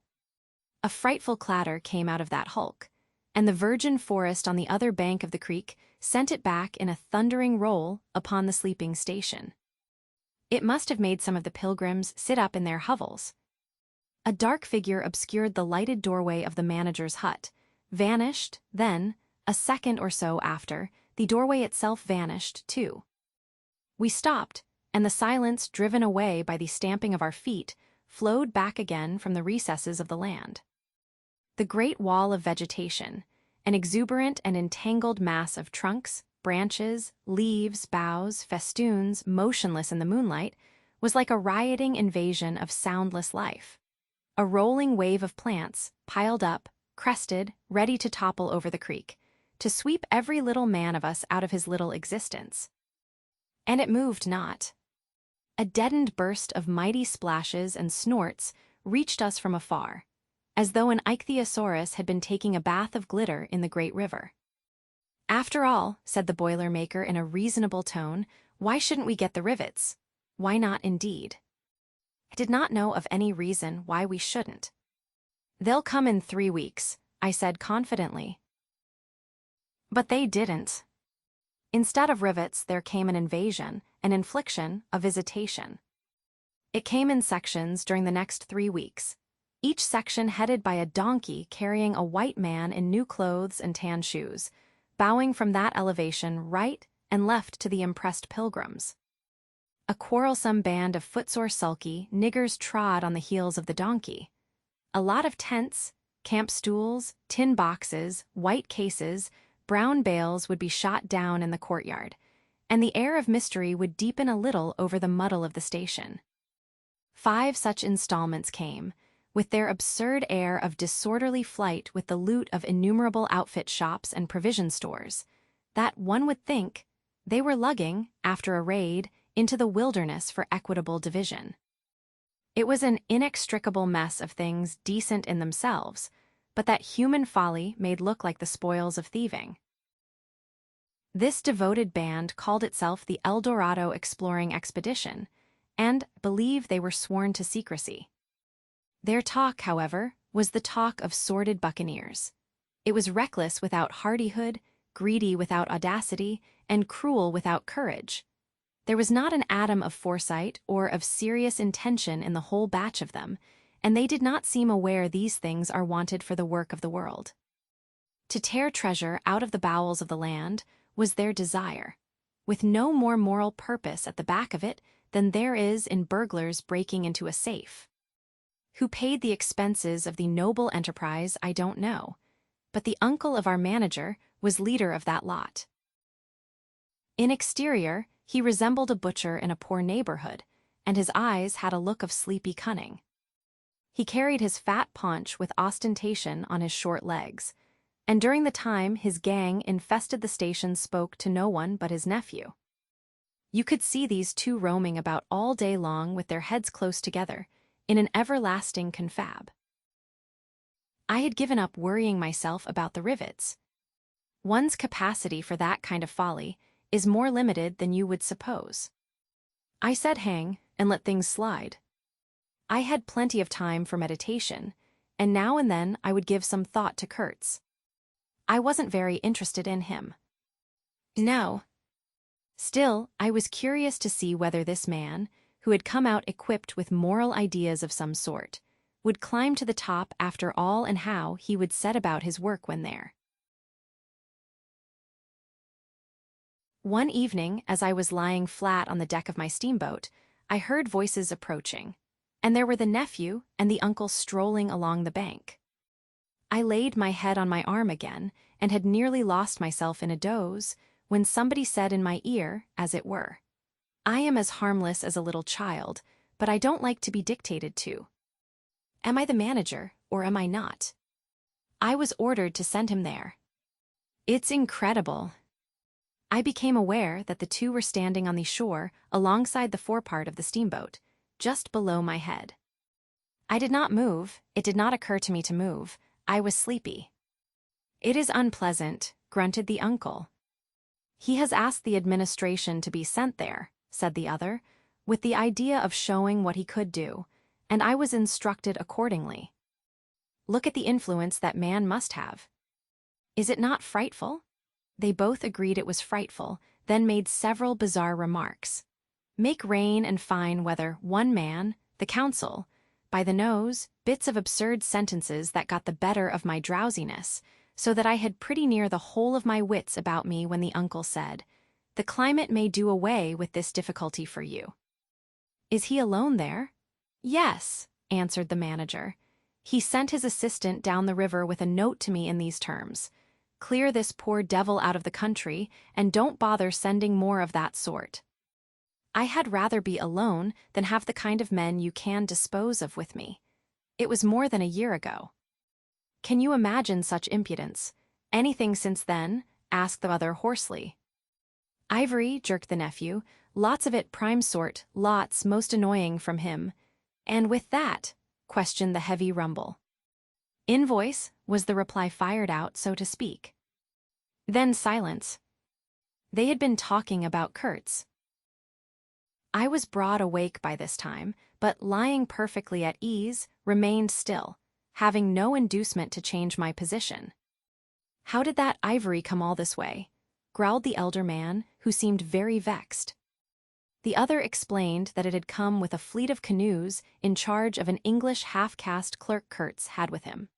That Kurtz had apparently intended to return himself, the station being by that time bare of goods and stores, but after coming 300 miles, had suddenly decided to go back, which he started to do alone in a small dugout with 4 paddlers, leaving the half-caste to continue down the river with the ivory. The two fellows there seemed astounded at anybody attempting such a thing. They were at a loss for an adequate motive. As to me, I seemed to see Kurtz for the first time. It was a distinct glimpse. The dugout, 4 paddling savages, and the lone white man turning his back suddenly on the headquarters, on relief, on thoughts of home, perhaps, setting his face towards the depths of the wilderness, towards his empty and desolate station. I did not know the motive. Perhaps he was just simply a fine fellow who stuck to his work for its own sake. His name, you understand, had not been pronounced once. He was that man, The half-caste, who, as far as I could see, had conducted a difficult trip with great prudence and pluck, was invariably alluded to as that scoundrel. The scoundrel had reported that the man had been very ill, had recovered imperfectly. The two below me moved away then a few paces, and strolled back and forth at some little distance. I heard, military post, doctor 200 miles, quite alone now, unavoidable delays, 9 months, no news, strange rumors. They approached again, just as the manager was saying, no one, as far as I know, unless a species of wandering trader, a pestilential fellow, snapping ivory from the natives. Who was it they were talking about now? I gathered in snatches that this was some man supposed to be in Kurtz's district, and of whom the manager did not approve. We will not be free from unfair competition till one of these fellows is hanged for an example, he said. Certainly, grunted the other, get him hanged. Why not? Anything can be done in this country. That's what I say. Nobody here, you understand here, can endanger your position. And why? You stand the climate, you outlast them all. The danger is in Europe, but there before I left I took care too. They moved off and whispered, then their voices rose again. The extraordinary series of delays is not my fault. I did my best, the fat man sighed. Very sad, and the pestiferous absurdity of his talk, continued the other. He bothered me enough when he was here. Each station should be like a beacon on the road towards better things, a center for trade of course, but also for humanizing, improving, instructing. Conceive you, that ass. And he wants to be manager. No, here he got choked by excessive indignation, and I lifted my head the least bit. I was surprised to see how near they were, right under me.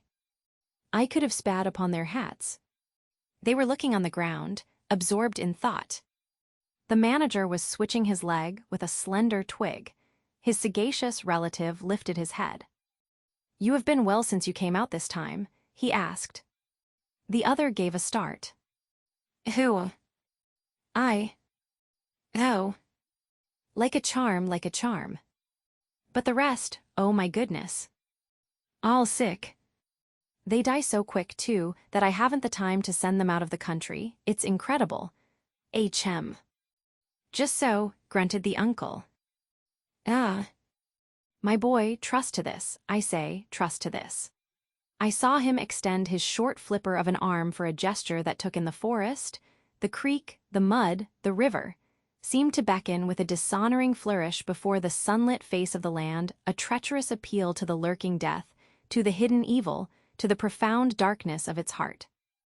It was so startling that I leaped to my feet and looked back at the edge of the forest, as though I had expected an answer of some sort to that black display of confidence. You know the foolish notions that come to one sometimes. The high stillness confronted these two figures with its ominous patience, waiting for the passing away of a fantastic invasion. They swore aloud together, out of sheer fright, I believe, then pretending not to know anything of my existence, turned back to the station. The sun was low, and leaning forward side by side, they seemed to be tugging painfully uphill their two ridiculous shadows of unequal length, that trailed behind them slowly over the tall grass without bending a single blade. In a few days, the El Dorado expedition went into the patient wilderness that closed upon it as the sea closes over a diver. Long afterwards, the news came that all the donkeys were dead. I know nothing as to the fate of the less valuable animals.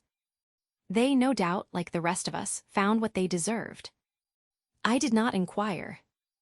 I was then rather excited at the prospect of meeting Kurtz very soon. When I say very soon, I mean it comparatively. It was just 2 months from the day we left the creek when we came to the bank below Kurtz's station. Going up that river was like traveling back to the earliest beginnings of the world, when vegetation rioted on the earth and the big trees were kings. An empty stream, a great silence, an impenetrable forest. The air was warm, thick, heavy, sluggish.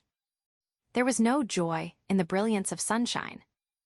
The long stretches of the waterway ran on, deserted, into the gloom of overshadowed distances.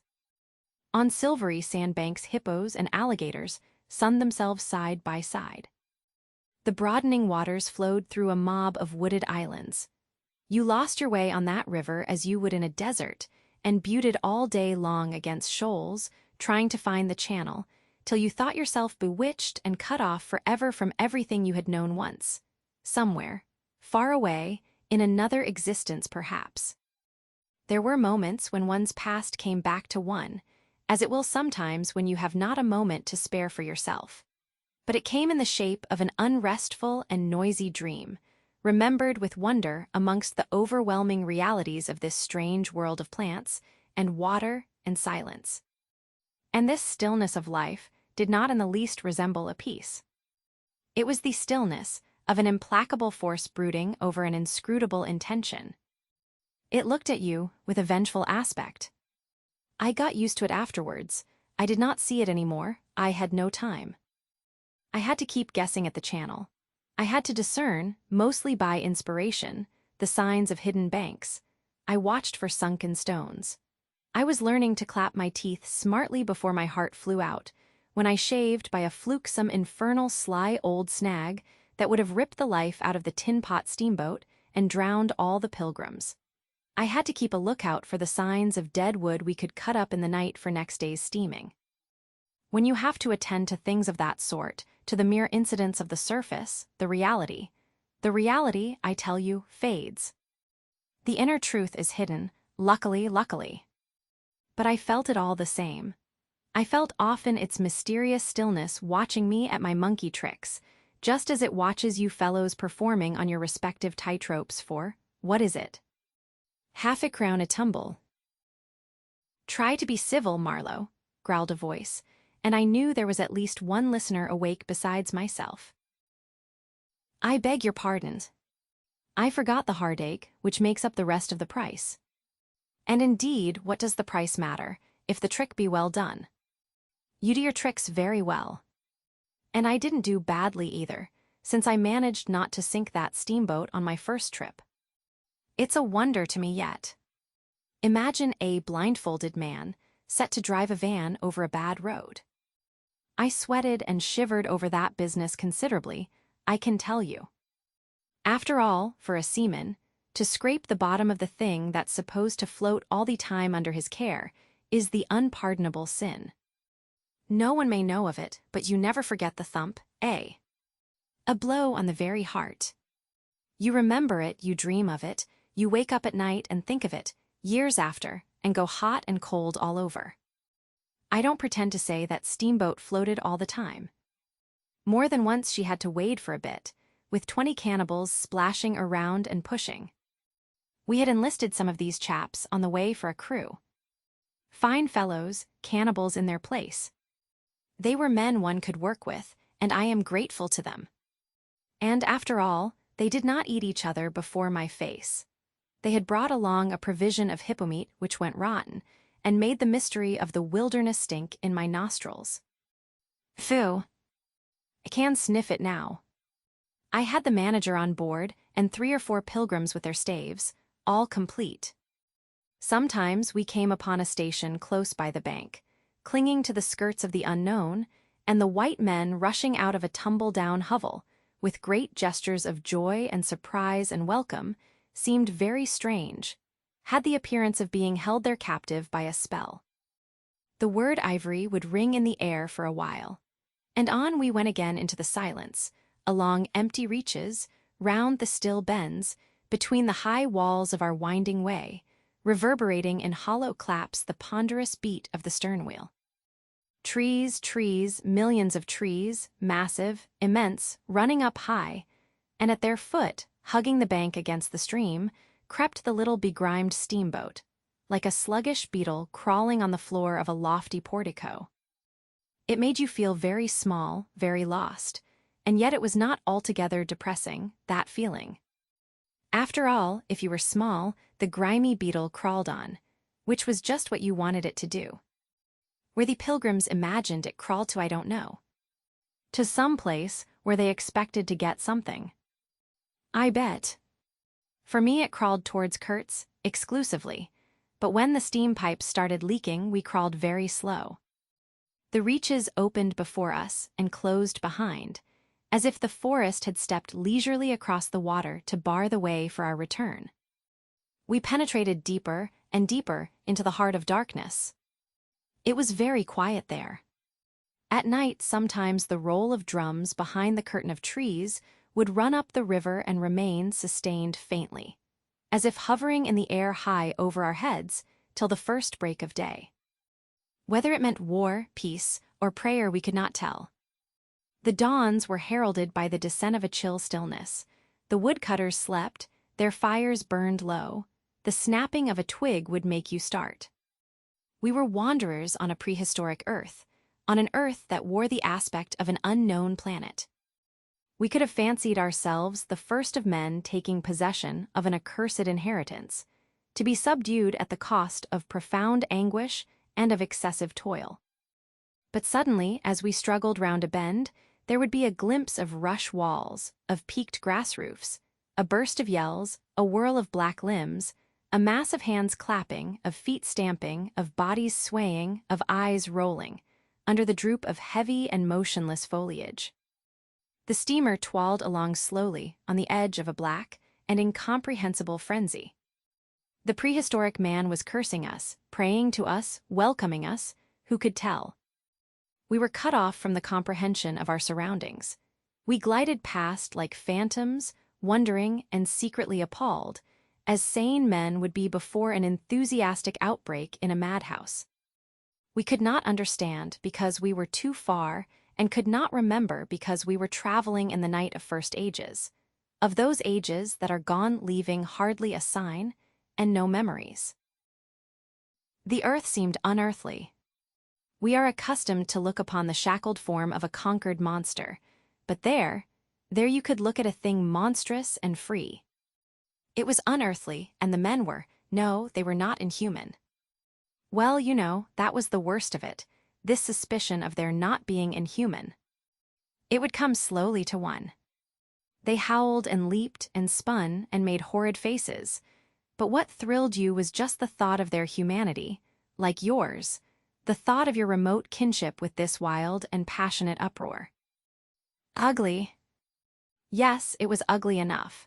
But if you were man enough, you would admit to yourself that there was in you just the faintest trace of a response to the terrible frankness of that noise, a dim suspicion of there being a meaning in it which you so remote from the night of first ages, could comprehend. And why not? The mind of man is capable of anything, because everything is in it, all the past as well as all the future. What was there after all? Joy, fear, sorrow, devotion, valor, rage, who can tell? But truth stripped of its cloak of time. Let the fool gape and shudder. The man knows, and can look on without a wink. But he must at least be as much of a man as these on the shore. He must meet that truth with his own true stuff, with his own inborn strength. Principles won't do.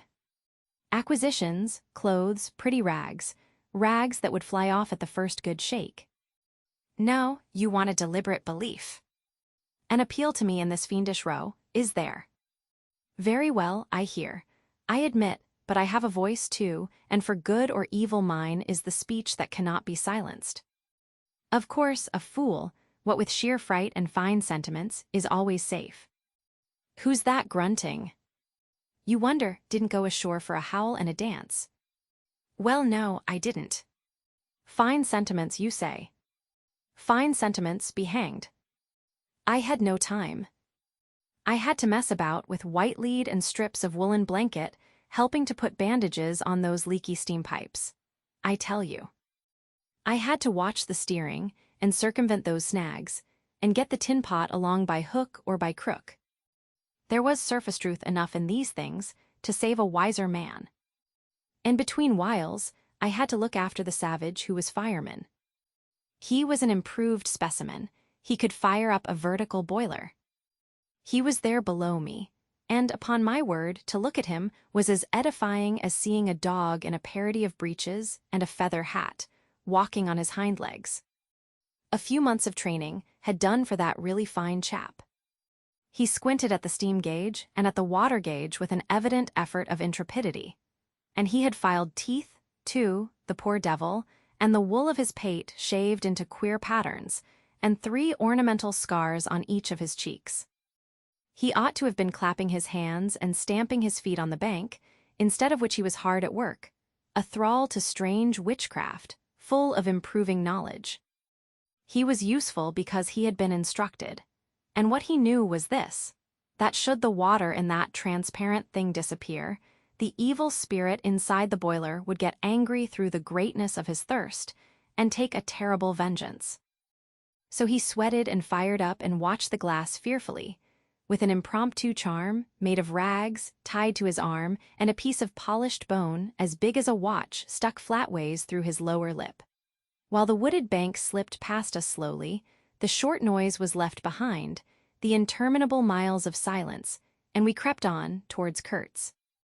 But the snags were thick, the water was treacherous and shallow, the boiler seemed indeed to have a sulky devil in it, and thus neither that fireman nor I had any time to peer into our creepy thoughts. Some 50 miles below the inner station, we came upon a hut of reeds, an inclined and melancholy pole, with the unrecognizable tatters of what had been a flag of some sort flying from it, and a neatly stacked woodpile. This was unexpected. We came to the bank, and on the stack of firewood found a flat piece of board with some faded pencil writing on it. When deciphered it said, "Wood for you." "Hurry up." "Approach cautiously." There was a signature, but it was illegible, not Kurtz, a much longer word. "Hurry up." Where? "Up the river." Approach cautiously. We had not done so. But the warning could not have been meant for the place, where it could be only found after approach. Something was wrong above. But what and how much? That was the question. We commented adversely upon the imbecility of that telegraphic style. The bush around said nothing, and would not let us look very far either. A torn curtain of red twill hung in the doorway of the hut, and flapped sadly in our faces. The dwelling was dismantled, but we could see a white man had lived there not very long ago. There remained a rude table, a plank on 2 posts, a heap of rubbish reposed in a dark corner, and by the door I picked up a book. It had lost its covers, and the pages had been thumbed into a state of extremely dirty softness.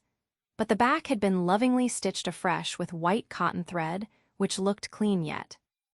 It was an extraordinary find. Its title was An Inquiry into Some Points of Seamanship by a man Towson, some such name, master in His Majesty's Navy. The matter looked dreary reading enough, with illustrative diagrams and repulsive tables of figures, and the copy was 60 years old. I handled this amazing antiquity with the greatest possible tenderness, lest it should dissolve in my hands. Within, Towson or Tozer was inquiring earnestly into the breaking strain of ships' chains and tackle, and other such matters. Not a very enthralling book, but at the first glance you could see there a singleness of intention, an honest concern for the right way of going to work, which made these humble pages, thought out so many years ago, luminous with another than a professional light. The simple old sailor, with his talk of chains and purchases, made me forget the jungle and the pilgrims in a delicious sensation of having come upon something unmistakably real. Such a book being there was wonderful enough, but still more astounding were the notes penciled in the margin and plainly referring to the text. I couldn't believe my eyes. They were in cipher. Yes, it looked like cipher. Fancy a man lugging with him a book of that description into this nowhere and studying it, and making notes, in cipher at that. It was an extravagant mystery. I had been dimly aware for some time of a worrying noise, and when I lifted my eyes I saw the woodpile was gone, and the manager, aided by all the pilgrims, was shouting at me from the riverside. I slipped the book into my pocket. I assure you to leave off reading was like tearing myself away from the shelter of an old and solid friendship. I started the lame engine ahead. "It must be this miserable traitor, this intruder," exclaimed the manager, looking back malevolently at the place we had left.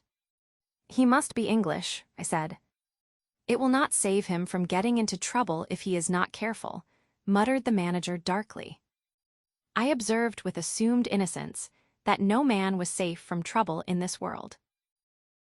The current was more rapid now, the steamer seemed at her last gasp, the stern wheel flopped languidly, and I caught myself listening on tiptoe for the next beat of the boat, for in sober truth I expected the wretched thing to give up every moment. It was like watching the last flickers of a life. But still we crawled. Sometimes I would pick out a tree a little way ahead to measure our progress towards Kurt's Bay, but I lost it invariably before we got abreast. To keep the eyes so long on one thing was too much for human patience. The manager displayed a beautiful resignation. I fretted and fumed and took to arguing with myself whether or no I would talk openly with Kurtz. But before I could come to any conclusion, it occurred to me that my speech or my silence, indeed any action of mine, would be a mere futility. What did it matter what anyone knew or ignored? What did it matter who was manager? One gets sometimes such a flash of insight. The essentials of this affair lay deep under the surface, beyond my reach, and beyond my power of meddling. Towards the evening of the second day, we judged ourselves about 8 miles from Kurtz's station. I wanted to push on, but the manager looked grave and told me the navigation up there was so dangerous that it would be advisable, the sun being very low already, to wait where we were till next morning. Moreover, he pointed out that if the warning to approach cautiously were to be followed, we must approach in daylight, not at dusk or in the dark. This was sensible enough. 8 miles meant nearly 3 hours steaming for us, and I could also see suspicious ripples at the upper end of the reach. Nevertheless, I was annoyed beyond expression at the delay, and most unreasonably, too, since one night more could not matter much after so many months. As we had plenty of wood, and caution was the word, I brought up in the middle of the stream. The reach was narrow, straight, with high sides like a railway cutting. The dusk came gliding into it long before the sun had set. The current ran smooth and swift, but a dumb immobility sat on the banks.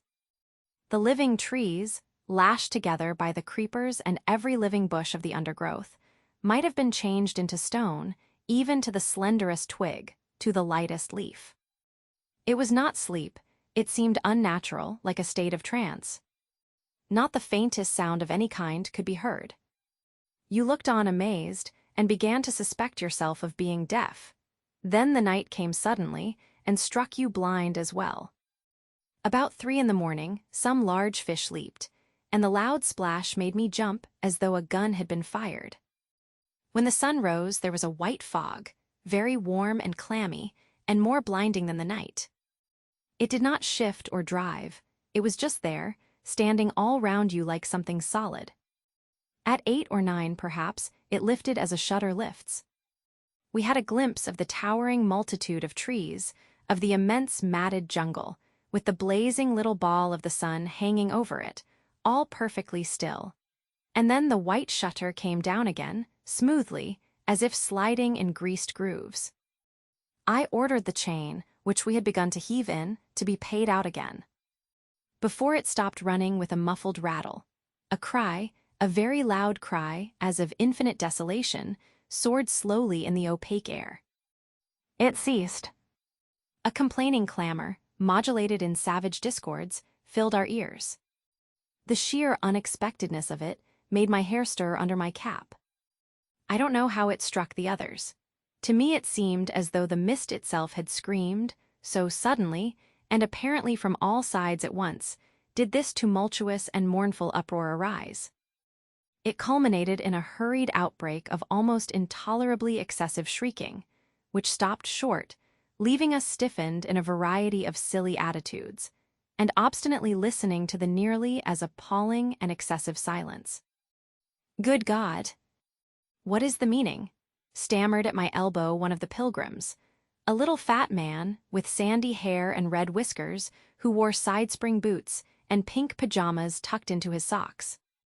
2 others remained open-mouthed a whole minute, then dashed into the little cabin, to rush out incontinently and stand darting scared glances, with Winchesters at ready in their hands. What we could see was just the steamer we were on, her outlines blurred as though she had been on the point of dissolving, and a misty strip of water, perhaps 2 feet broad, around her, and that was all. The rest of the world was nowhere, as far as our eyes and ears were concerned. Just nowhere.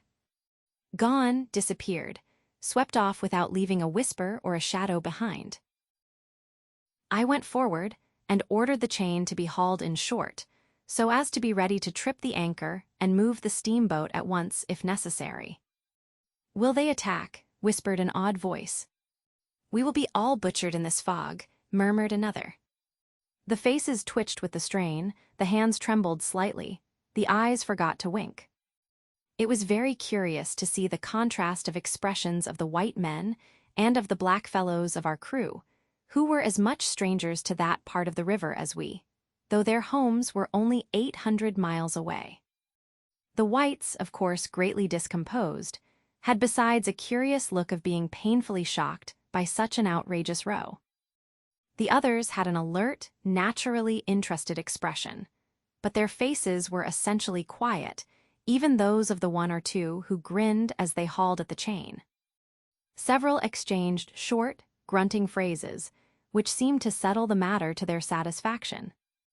Their headman, a young, broad-chested black, severely draped in dark blue fringed cloths, with fierce nostrils and his hair all done up artfully in oily ringlets, stood near me.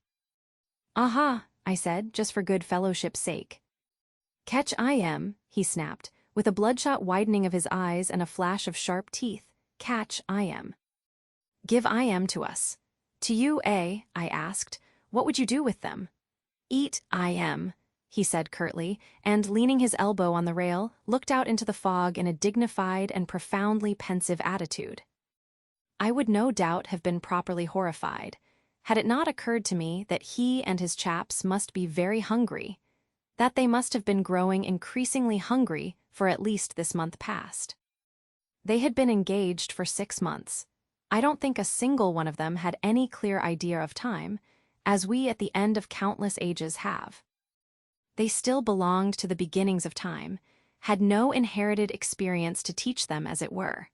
And of course, as long as there was a piece of paper written over in accordance with some farcical law or other made down the river, it didn't enter anybody's head to trouble how they would live. Certainly they had brought with them some rotten hippo meat, which couldn't have lasted very long anyway, even if the pilgrims hadn't, in the midst of a shocking hullabaloo, thrown a considerable quantity of it overboard.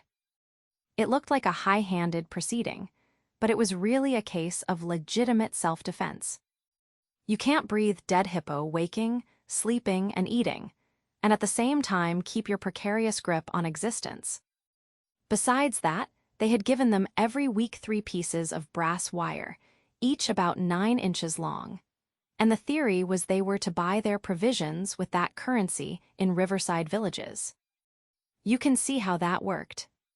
There were either no villages, or the people were hostile, or the director, who like the rest of us fed out of tins, with an occasional old he-goat thrown in, didn't want to stop the steamer for some more or less recondite reason.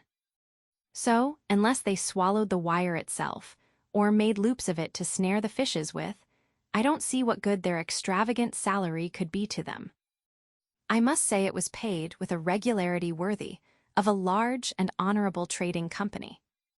For the rest, the only thing to eat, though it didn't look eatable in the least, I saw in their possession was a few lumps of some stuff like half-cooked dough of a dirty lavender color they kept wrapped in leaves, and now and then swallowed a piece of, but so small that it seemed done more for the looks of the thing than for any serious purpose of sustenance.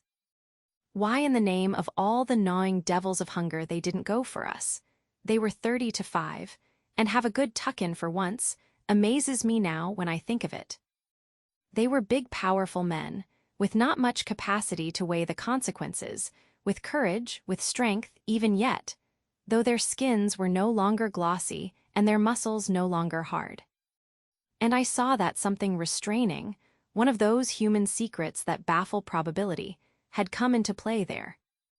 I looked at them with a swift quickening of interest, not because it occurred to me I might be eaten by them before very long, though I own to you that just then I perceived, in a new light, as it were, how unwholesome the pilgrims looked, and I hoped, yes, I positively hoped, that my aspect was not so, what shall I say? So unappetizing. A touch of fantastic vanity which fitted well with the dream sensation that pervaded all my days at that time. Perhaps I had a little fever, too. One can't live with one's finger everlastingly on one's pulse.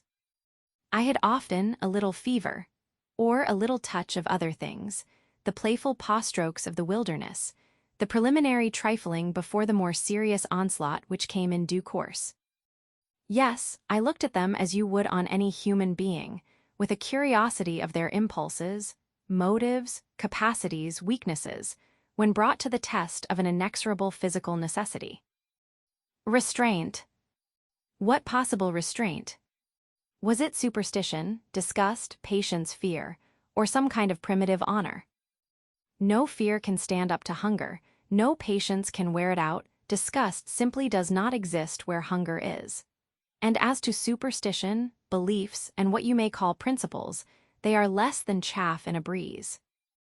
Don't you know the devilry of lingering starvation, its exasperating torment, its black thoughts, its somber and brooding ferocity?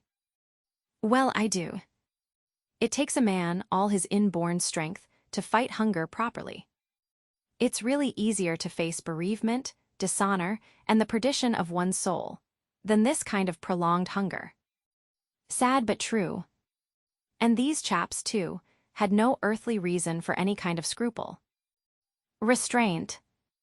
I would just as soon have expected restraint from a hyena prowling amongst the corpses of a battlefield.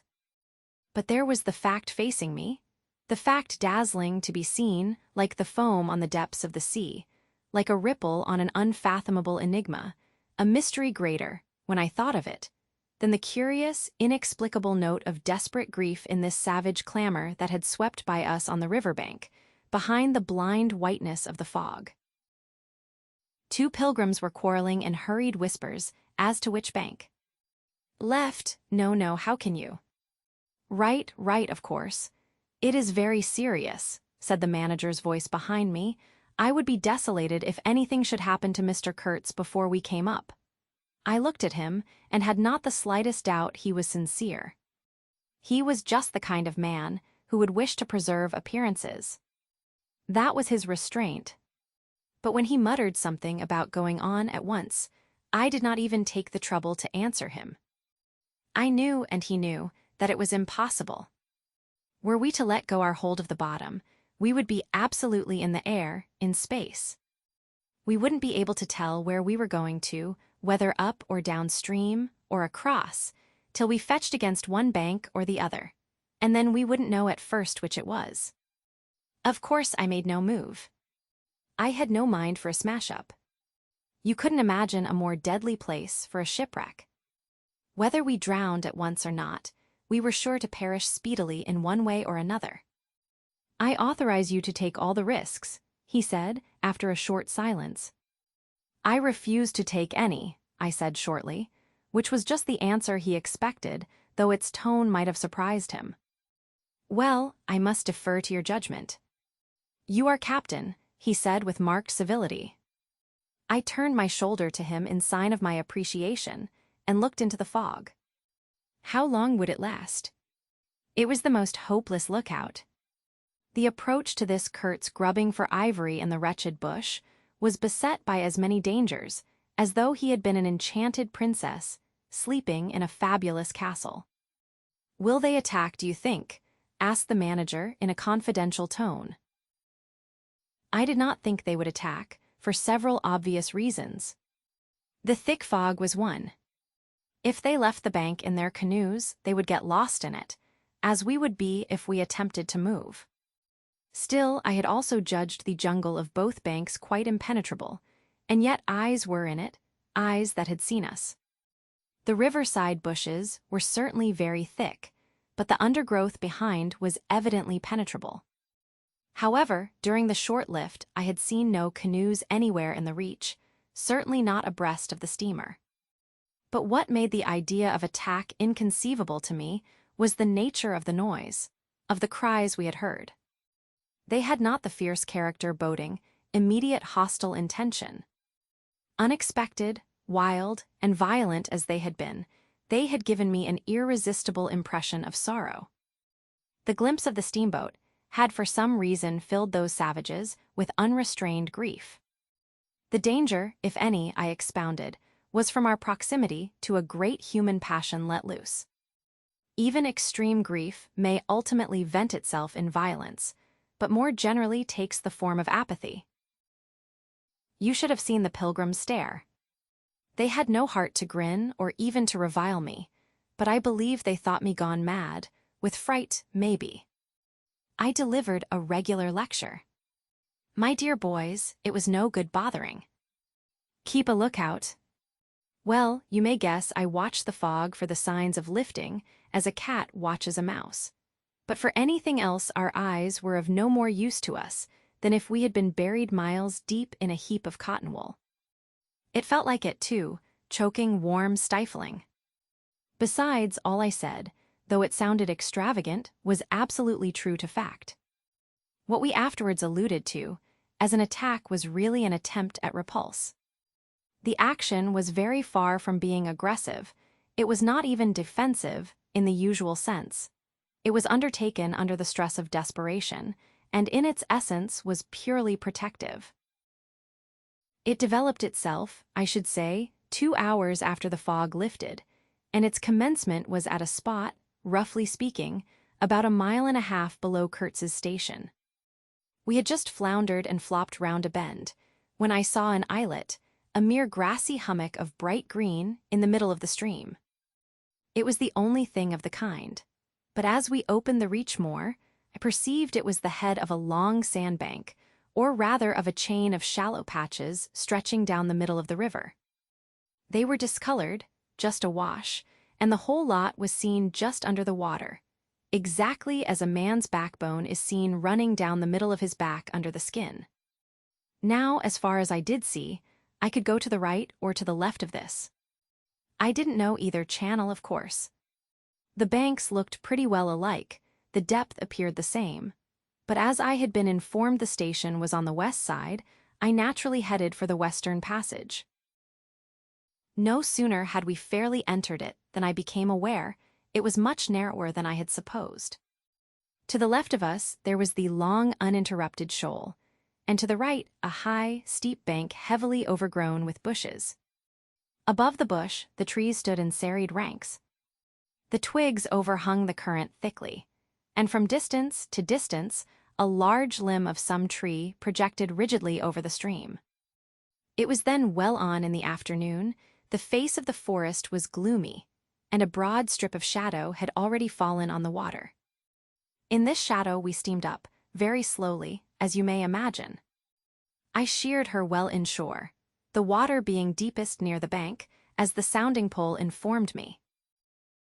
One of my hungry and forbearing friends was sounding in the bows just below me. This steamboat was exactly like a decked scow. On the deck there were 2 little teakwood houses, with doors and windows. The boiler was in the fore end, and the machinery right astern. Over the whole there was a light roof, supported on stanchions. The funnel projected through that roof, and in front of the funnel a small cabin built of light planks served for a pilot house. It contained a couch, 2 camp stools, a loaded Martini Henry leaning in one corner, a tiny table, and the steering wheel. It had a wide door in front and a broad shutter at each side. All these were always thrown open, of course. I spent my days perched up there on the extreme fore end of that roof, before the door. At night I slept, or tried to, on the couch. An athletic black belonging to some coast tribe and educated by my poor predecessor was the helmsman. He sported a pair of brass earrings, wore a blue cloth wrapper from the waist to the ankles, and thought all the world of himself. He was the most unstable kind of fool I had ever seen. He steered with no end of a swagger while you were by. But if he lost sight of you, he became instantly the prey of an abject funk, and would let that cripple of a steamboat get the upper hand of him in a minute. I was looking down at the sounding pole, and feeling much annoyed to see at each try a little more of it stick out of that river, when I saw my poleman give up on the business suddenly and stretch himself flat on the deck without even taking the trouble to haul his pole in. He kept hold on it though, and it trailed in the water. At the same time, the fireman, whom I could also see below me, sat down abruptly before his furnace and ducked his head. I was amazed. Then I had to look at the river mighty quick, because there was a snag in the fairway. Sticks, little sticks, were flying about thick. They were whizzing before my nose, dropping below me, striking behind me against my pilot house. All this time the river, the shore, the woods were very quiet, perfectly quiet. I could only hear the heavy splashing thump of the stern wheel and the patter of these things. We cleared the snag clumsily. Arrows, by Jove! We were being shot at. I stepped in quickly to close the shutter on the land side. That fool helmsman, his hands on the spokes, was lifting his knees high, stamping his feet, champing his mouth, like a reined-in horse. Confound him! And we were staggering within 10 feet of the bank. I had to lean right out to swing the heavy shutter, and I saw a face amongst the leaves on the level with my own, looking at me very fierce and steady. And then suddenly, as though a veil had been removed from my eyes, I made out, deep in the tangled gloom, naked breasts, arms, legs, glaring eyes. The bush was swarming with human limbs in movement, glistening of bronze color. The twigs shook, swayed, and rustled, the arrows flew out of them, and then the shutter came to. "Steer her straight," I said to the helmsman. He held his head rigid, face forward. But his eyes rolled, he kept on lifting and setting down his feet gently, his mouth foamed a little. "Keep quiet," I said in a fury. I might just as well have ordered a tree not to sway in the wind. I darted out. Below me there was a great scuffle of feet on the iron deck, confused exclamations, a voice screamed, "Can you turn back?" I caught sight of a V-shaped ripple on the water ahead. What? Another snag. A fusillade burst out under my feet. The Pilgrims had opened with their Winchesters, and were simply squirting lead into that bush. A deuce of a lot of smoke came up and drove slowly forward. I swore at it. Now I couldn't see the ripple or the snag either. I stood in the doorway, peering, and the arrows came in swarms. They might have been poisoned, but they looked as though they wouldn't kill a cat. The bush began to howl. Our woodcutters raised a warlike whoop. The report of a rifle just at my back deafened me. I glanced over my shoulder, and the pilot house was yet full of noise and smoke when I made a dash at the wheel. The fool nigger had dropped everything to throw the shutter open and let off that Martini Henry. He stood before the wide opening, glaring, and I yelled at him to come back, while I straightened the sudden twist out of that steamboat. There was no room to turn even if I had wanted to. The snag was somewhere very near ahead in that confounded smoke. There was no time to lose, so I just crowded her into the bank, right into the bank, where I knew the water was deep. We tore slowly along the overhanging bushes, in a whirl of broken twigs and flying leaves. The fusillade below stopped short, as I had foreseen it would when the squirts got empty. I threw my head back to a glinting whiz that traversed the pilot house, in at one shutter hole and out at the other. Looking past that mad helmsman, who was shaking the empty rifle and yelling at the shore, I saw vague forms of men running bent double, leaping, gliding, distinct, incomplete, evanescent. Something big appeared in the air before the shutter, the rifle went overboard, and the man stepped back swiftly, looked at me over his shoulder in an extraordinary, profound, familiar manner, and fell upon my feet. The side of his head hit the wheel twice, and the end of what appeared a long cane clattered round and knocked over a little camp stool. It looked as though, after wrenching that thing from somebody ashore, he had lost his balance in the effort. The thin smoke had blown away, we were clear of the snag, and looking ahead I could see that in another 100 yards or so I would be free to sheer off, away from the bank. But my feet felt so very warm and wet that I had to look down. The man had rolled on his back and stared straight up at me. Both his hands clutched that cane. It was the shaft of a spear that, either thrown or lunged through the opening, had caught him in the side, just below the ribs. The blade had gone in out of sight after making a frightful gash. My shoes were full. A pool of blood lay very still, gleaming dark red under the wheel. His eyes shone with an amazing luster. The fusillade burst out again. He looked at me anxiously, gripping the spear like something precious, with an air of being afraid I would try to take it away from him. I had to make an effort to free my eyes from his gaze and attend to the steering. With one hand, I felt above my head for the line of the steam whistle, and jerked out screech after screech hurriedly. The tumult of angry and warlike yells was checked instantly.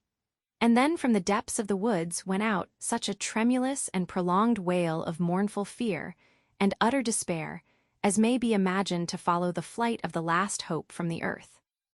There was a great commotion in the bush.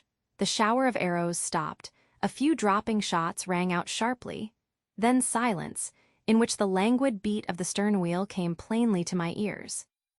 I put the helm hard a-starboard at the moment when the pilgrim in pink pajamas, very hot and agitated, appeared in the doorway.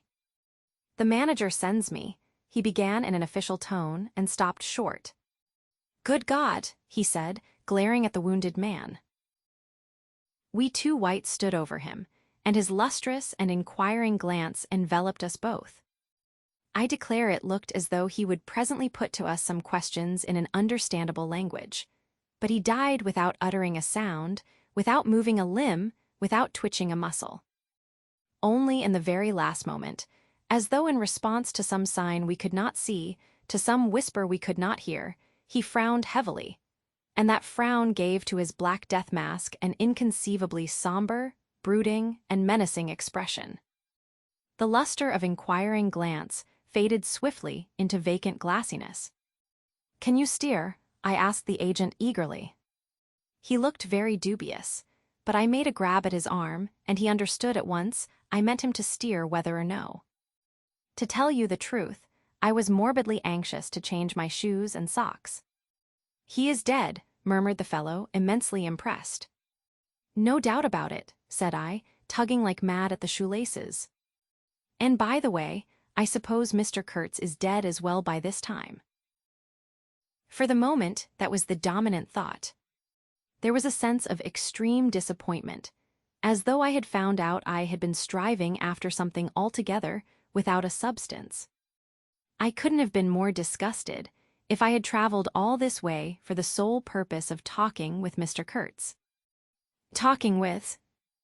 I flung one shoe overboard and became aware that that was exactly what I had been looking forward to, a talk with Kurtz. I made the strange discovery that I had never imagined him as doing, you know, but as discoursing. I didn't say to myself, "Now I will never see him," or "Now I will never shake him by the hand," but "Now I will never hear him." The man presented himself as a voice. Not, of course, that I did not connect him with some sort of action. Hadn't I been told in all the tones of jealousy and admiration that he had collected, bartered, swindled, or stolen more ivory than all the other agents together? That was not the point. The point was in his being a gifted creature, and that of all his gifts the one that stood out preeminently, that carried with it a sense of real presence, was his ability to talk, his words. The gift of expression, the bewildering, the illuminating, the most exalted and the most contemptible, the pulsating stream of light, or the deceitful flow from the heart of an impenetrable darkness. The other shoe went flying unto the devil god of that river. I thought, by Jove, it's all over. We are too late, he has vanished. The gift has vanished by means of some spear, arrow, or club. I will never hear that chap speak after all, and my sorrow had a startling extravagance of emotion, even such as I had noticed in the howling sorrow of these savages in the bush. I couldn't have felt more of lonely desolation somehow, had I been robbed of a belief or had missed my destiny in life. Why do you sigh in this beastly way, somebody? Absurd. Well, absurd. Good Lord. Mustn't a man ever, here, give me some tobacco? There was a pause of profound stillness, then a match flared, and Marlowe's lean face appeared, worn, hollow, with downward folds and dropped eyelids, with an aspect of concentrated attention. And as he took vigorous draws at his pipe, it seemed to retreat and advance out of the night in the regular flicker of tiny flame. The match went out. Absurd, he cried. This is the worst of trying to tell. Here you all are, each moored with two good addresses, like a hulk with two anchors, a butcher round one corner, a policeman round another, excellent appetites and temperature normal. You hear, normal from year's end to year's end. And you say, absurd. Absurd be exploded. Absurd. My dear boys, what can you expect from a man who, out of sheer nervousness, had just flung overboard a pair of new shoes? Now I think of it, it is amazing I did not shed tears. I am, upon the whole, proud of my fortitude. I was cut to the quick at the idea of having lost the inestimable privilege of listening to the gifted Kurtz. Of course I was wrong. The privilege was waiting for me. Oh yes, I heard more than enough. And I was right too. A voice. He was very little more than a voice. And I heard him, this voice, other voices, all of them were so little more than voices, and the memory of that time itself lingers around me, impalpable like a dying vibration of one immense jabber, silly, atrocious, sordid, savage, or simply mean, without any kind of sense. Voices, voices, even the girl herself, now.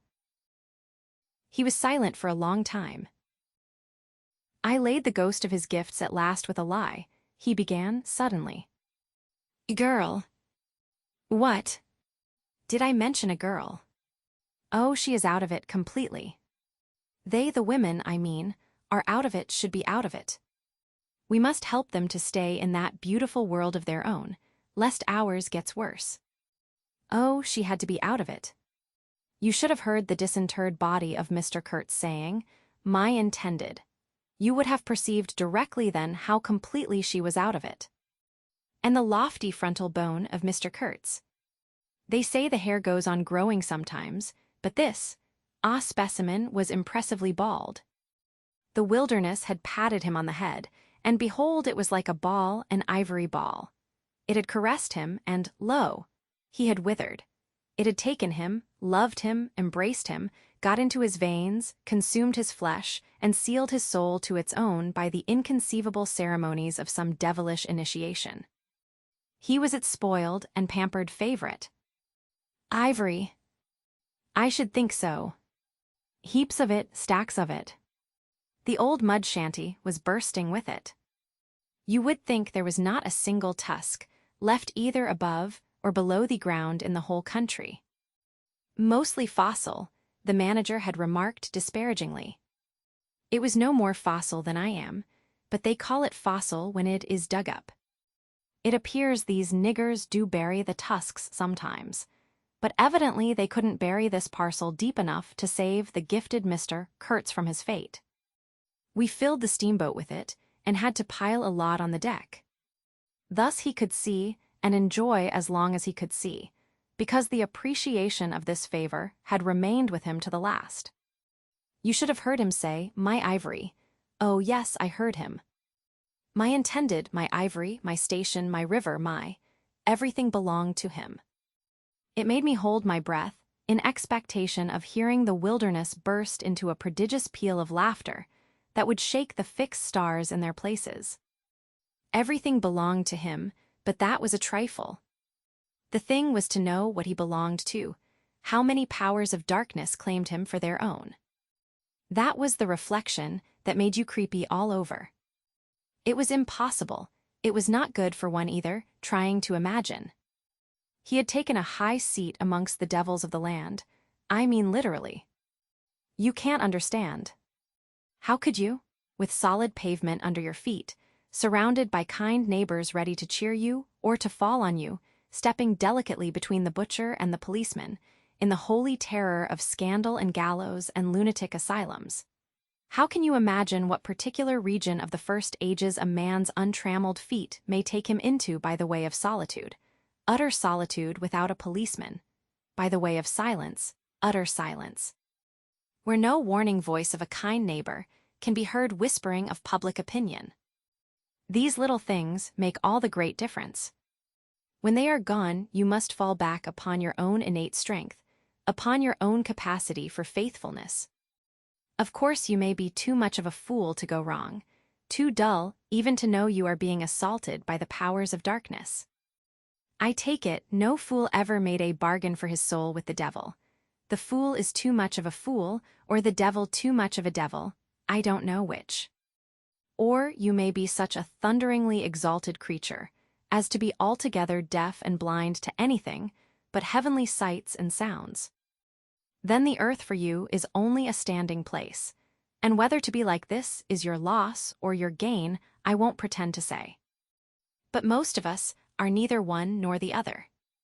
The earth for us is a place to live in where we must put up with sights, with sounds, with smells, too, by Jove. Breathe dead hippo, so to speak, and not be contaminated. And there, don't you see?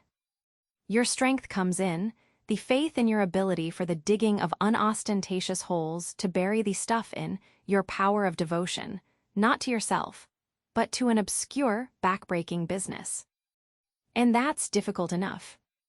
Mind, I am not trying to excuse or even explain. I am trying to account to myself for Mr. Kurtz, for the shade of Mr. Kurtz. This initiated wraith from the back of nowhere honored me with its amazing confidence before it vanished altogether. This was because it could speak English to me. The original Kurtz had been educated partly in England, and, as he was good enough to say himself, his sympathies were in the right place.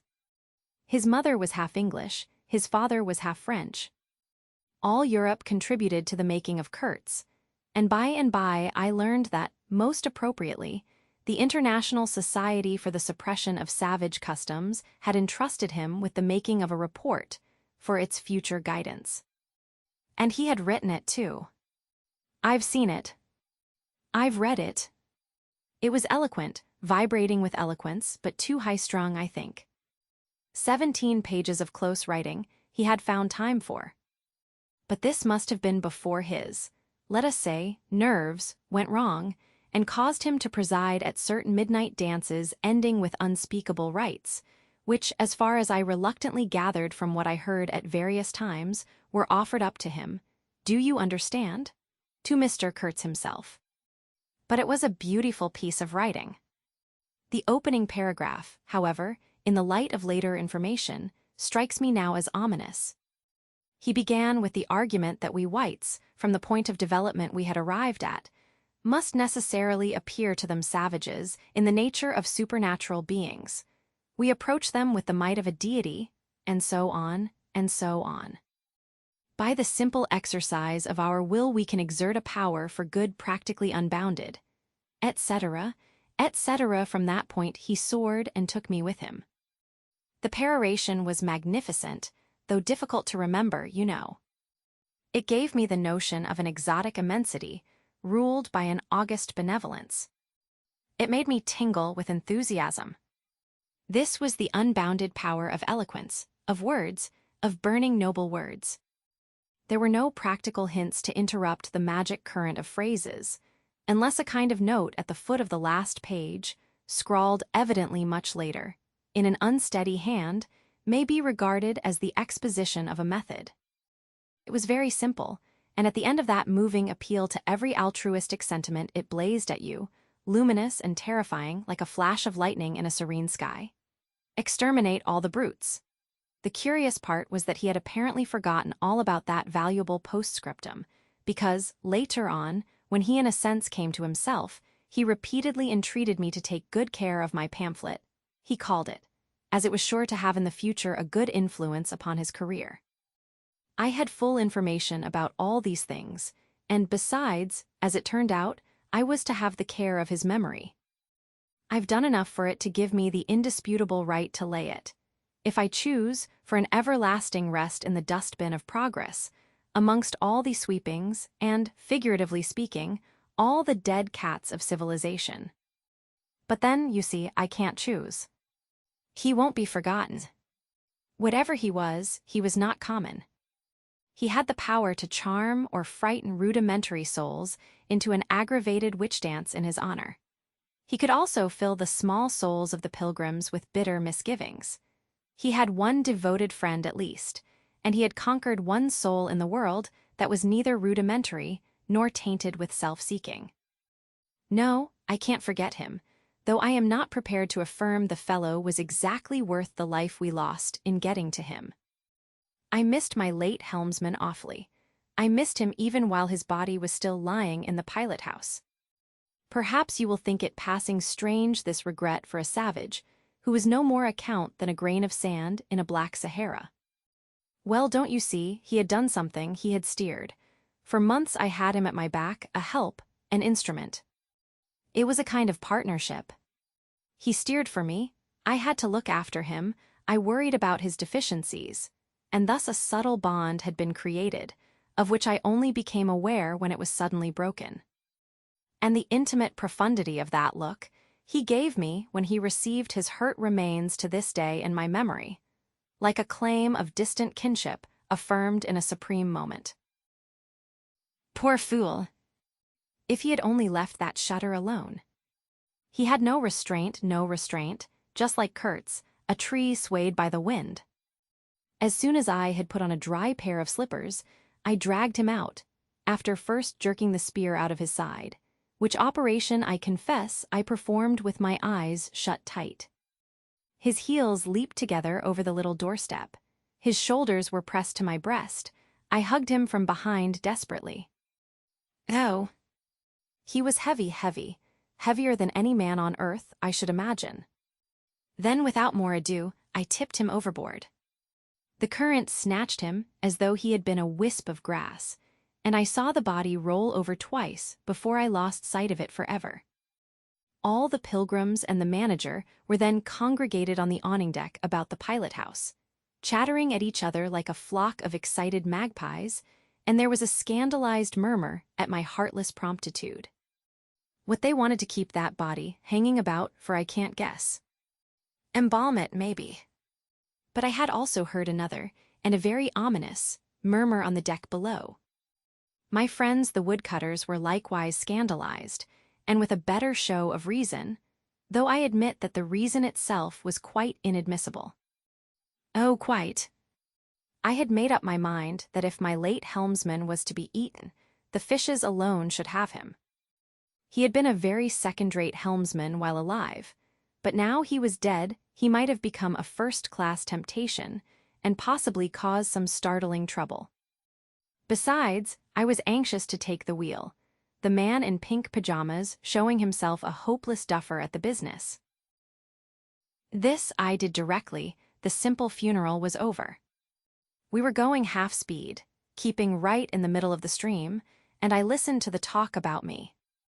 They had given up Kurtz, they had given up the station. Kurtz was dead, and the station had been burnt, and so on and so on. The red-haired pilgrim was beside himself, with the thought that at least this poor Kurtz had been properly avenged. Say, we must have made a glorious slaughter of them in the bush. What do you think? Say, he positively danced, the bloodthirsty little gingery beggar. And he had nearly fainted when he saw the wounded man. I could not help saying, you made a glorious lot of smoke anyhow. I had seen, from the way the tops of the bushes rustled and flew, that almost all the shots had gone too high.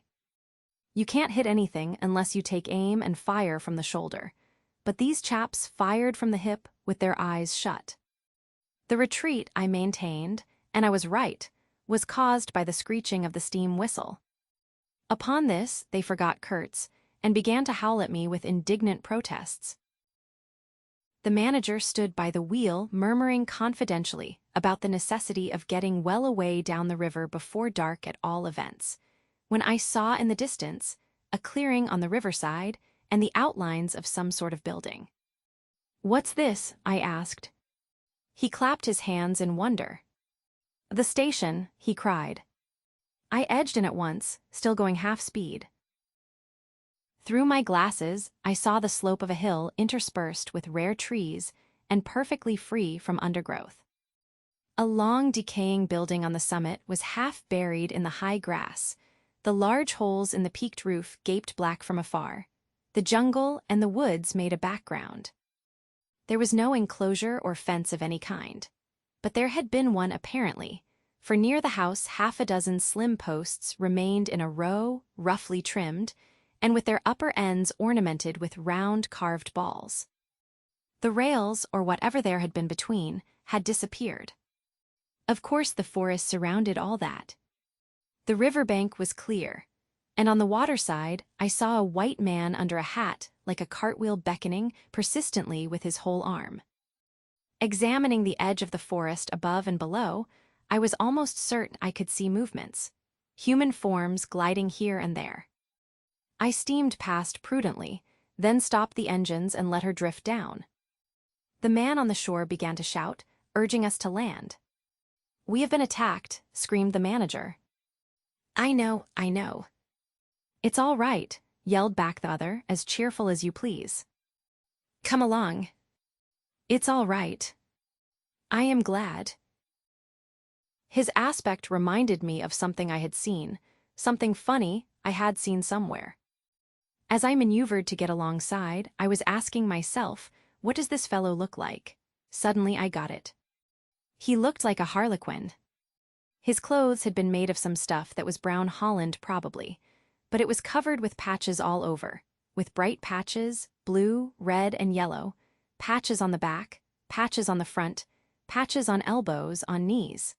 Colored binding around his jacket, scarlet edging at the bottom of his trousers, and the sunshine made him look extremely gay and wonderfully neat withal, because you could see how beautifully all this patching had been done. A beardless, boyish face, very fair, no features to speak of, nose peeling, little blue eyes, smiles and frowns chasing each other over that open countenance like sunshine and shadow on a windswept plain. "Look out, Captain," he cried. "There's a snag lodged in here last night." "What?" "Another snag." I confess I swore shamefully. I had nearly holed my cripple to finish off that charming trip. The harlequin on the bank turned his little pug nose up to me. "You English?" he asked, all smiles. "Are you?" I shouted from the wheel. The smiles vanished, and he shook his head as if sorry for my disappointment. Then he brightened up. "Never mind," he cried encouragingly. "Are we in time?" I asked. "He is up there," he replied, with a toss of the head up the hill and becoming gloomy all of a sudden. His face was like the autumn sky, overcast one moment and bright the next. When the manager, escorted by the pilgrims, all of them armed to the teeth, had gone to the house, this chap came on board. "I say, I don't like this." "These natives are in the bush," I said. He assured me earnestly it was all right. "They are simple people," he added. "Well, I am glad you came. It took me all my time to keep them off, but you said it was all right," I cried. "Oh, they meant no harm," he said, and as I stared he corrected himself, "Not exactly." Then vivaciously, "My faith, your pilot house wants a cleanup." In the next breath, he advised me to keep enough steam on the boiler to blow the whistle in case of any trouble. "One good screech will do more for you than all your rifles." "They are simple people," he repeated. He rattled away at such a rate, he quite overwhelmed me. He seemed to be trying to make up for lots of silence, and actually hinted, laughing, that such was the case. "Don't you talk with Mr. Kurtz," I said. "You don't talk with that man, you listen to him," he exclaimed with severe exaltation. "But now," he waved his arm, and in the twinkling of an eye was in the uttermost depths of despondency. In a moment he came up again with a jump, possessed himself of both my hands, shook them continuously, while he gabbled, "Brother sailor. Honors. Pleasure. Delight. Introduce myself. Russian. Son of an archpriest. Government of Tambov. What? Tobacco. English tobacco, the excellent English tobacco. Now that's brotherly. Smoke. Where's a sailor that does not smoke?" The pipe soothed him, and gradually I made out he had run away from school, had gone to sea in a Russian ship, ran away again, served some time in English ships, was now reconciled with the archpriest. He made a point of that. But when one is young, one must see things, gather experience, ideas, enlarge the mind. Here, I interrupted. You can never tell. Here I met Mr. Kurtz, he said, youthfully solemn and reproachful. I held my tongue after that. It appears he had persuaded a Dutch trading house on the coast to fit him out with stores and goods, and had started for the interior with a light heart and no more idea of what would happen to him than a baby. He had been wandering about that river for nearly 2 years alone, cut off from everybody and everything. I am not so young as I look. I am 25, he said. At first old Van Scheiten would tell me to go to the devil, he narrated with keen enjoyment. But I stuck to him and talked, till at last he got afraid I would talk the hind leg off his favorite dog, so he gave me some cheap things and a few guns, and told me he hoped he would never see my face again. Good old Dutchman, Van Scheitz. I've sent him one small lot of ivory a year ago, so that he can't call me a little thief when I get back. I hope he got it. And for the rest, I don't care. I had some wood stacked for you. That was my old house. Did you say? I gave him Towson's book. He made as though he would kiss me, but restrained himself. The only book I had left, and I thought I had lost it, he said, looking at it ecstatically. So many accidents happen to a man going about alone, you know. Canoes get upset sometimes, and sometimes you've got to clear out so quick when the people get angry. He thumbed the pages. You made notes in Russian? Asked. He nodded. I thought they were written in cipher, I said. He laughed, then became serious. I had lots of trouble to keep these people off, he said. Did they want to kill you? I asked. Oh no, he cried and checked himself. Why did they attack us? I pursued. He hesitated, then said shamefacedly, they don't want him to go. Don't they? I said curiously. He nodded a nod full of mystery and wisdom. I tell you, he cried, this man has enlarged my mind. He opened his arms wide, staring at me with his little blue eyes that were perfectly round. I looked at him, lost in astonishment. There he was before me in motley, as though he had absconded from a troupe of mimes, enthusiastic, fabulous. His very existence was improbable, inexplicable, and altogether bewildering. He was an insoluble problem. It was inconceivable how he had existed, how he had succeeded in getting so far, how he had managed to remain, why he did not instantly disappear. I went a little farther, he said, then still a little farther, till I had gone so far that I don't know how I'll ever get back. Never mind. Plenty time. I can manage. You take Kurtz away quick, I tell you. The glamour of youth enveloped his party-colored rags, his destitution, his loneliness, the essential desolation of his futile wanderings. For months, for years, his life hadn't been worth a day's purchase. And there he was gallantly, thoughtlessly alive, to all appearances indestructible solely by the virtue of his few years and of his unreflecting audacity. I was seduced into something like admiration, like envy. Glamour urged him on, glamour kept him unscathed. He surely wanted nothing from the wilderness, but space to breathe in and to push on through. His need was to exist, and to move onwards at the greatest possible risk, and with a maximum of privation.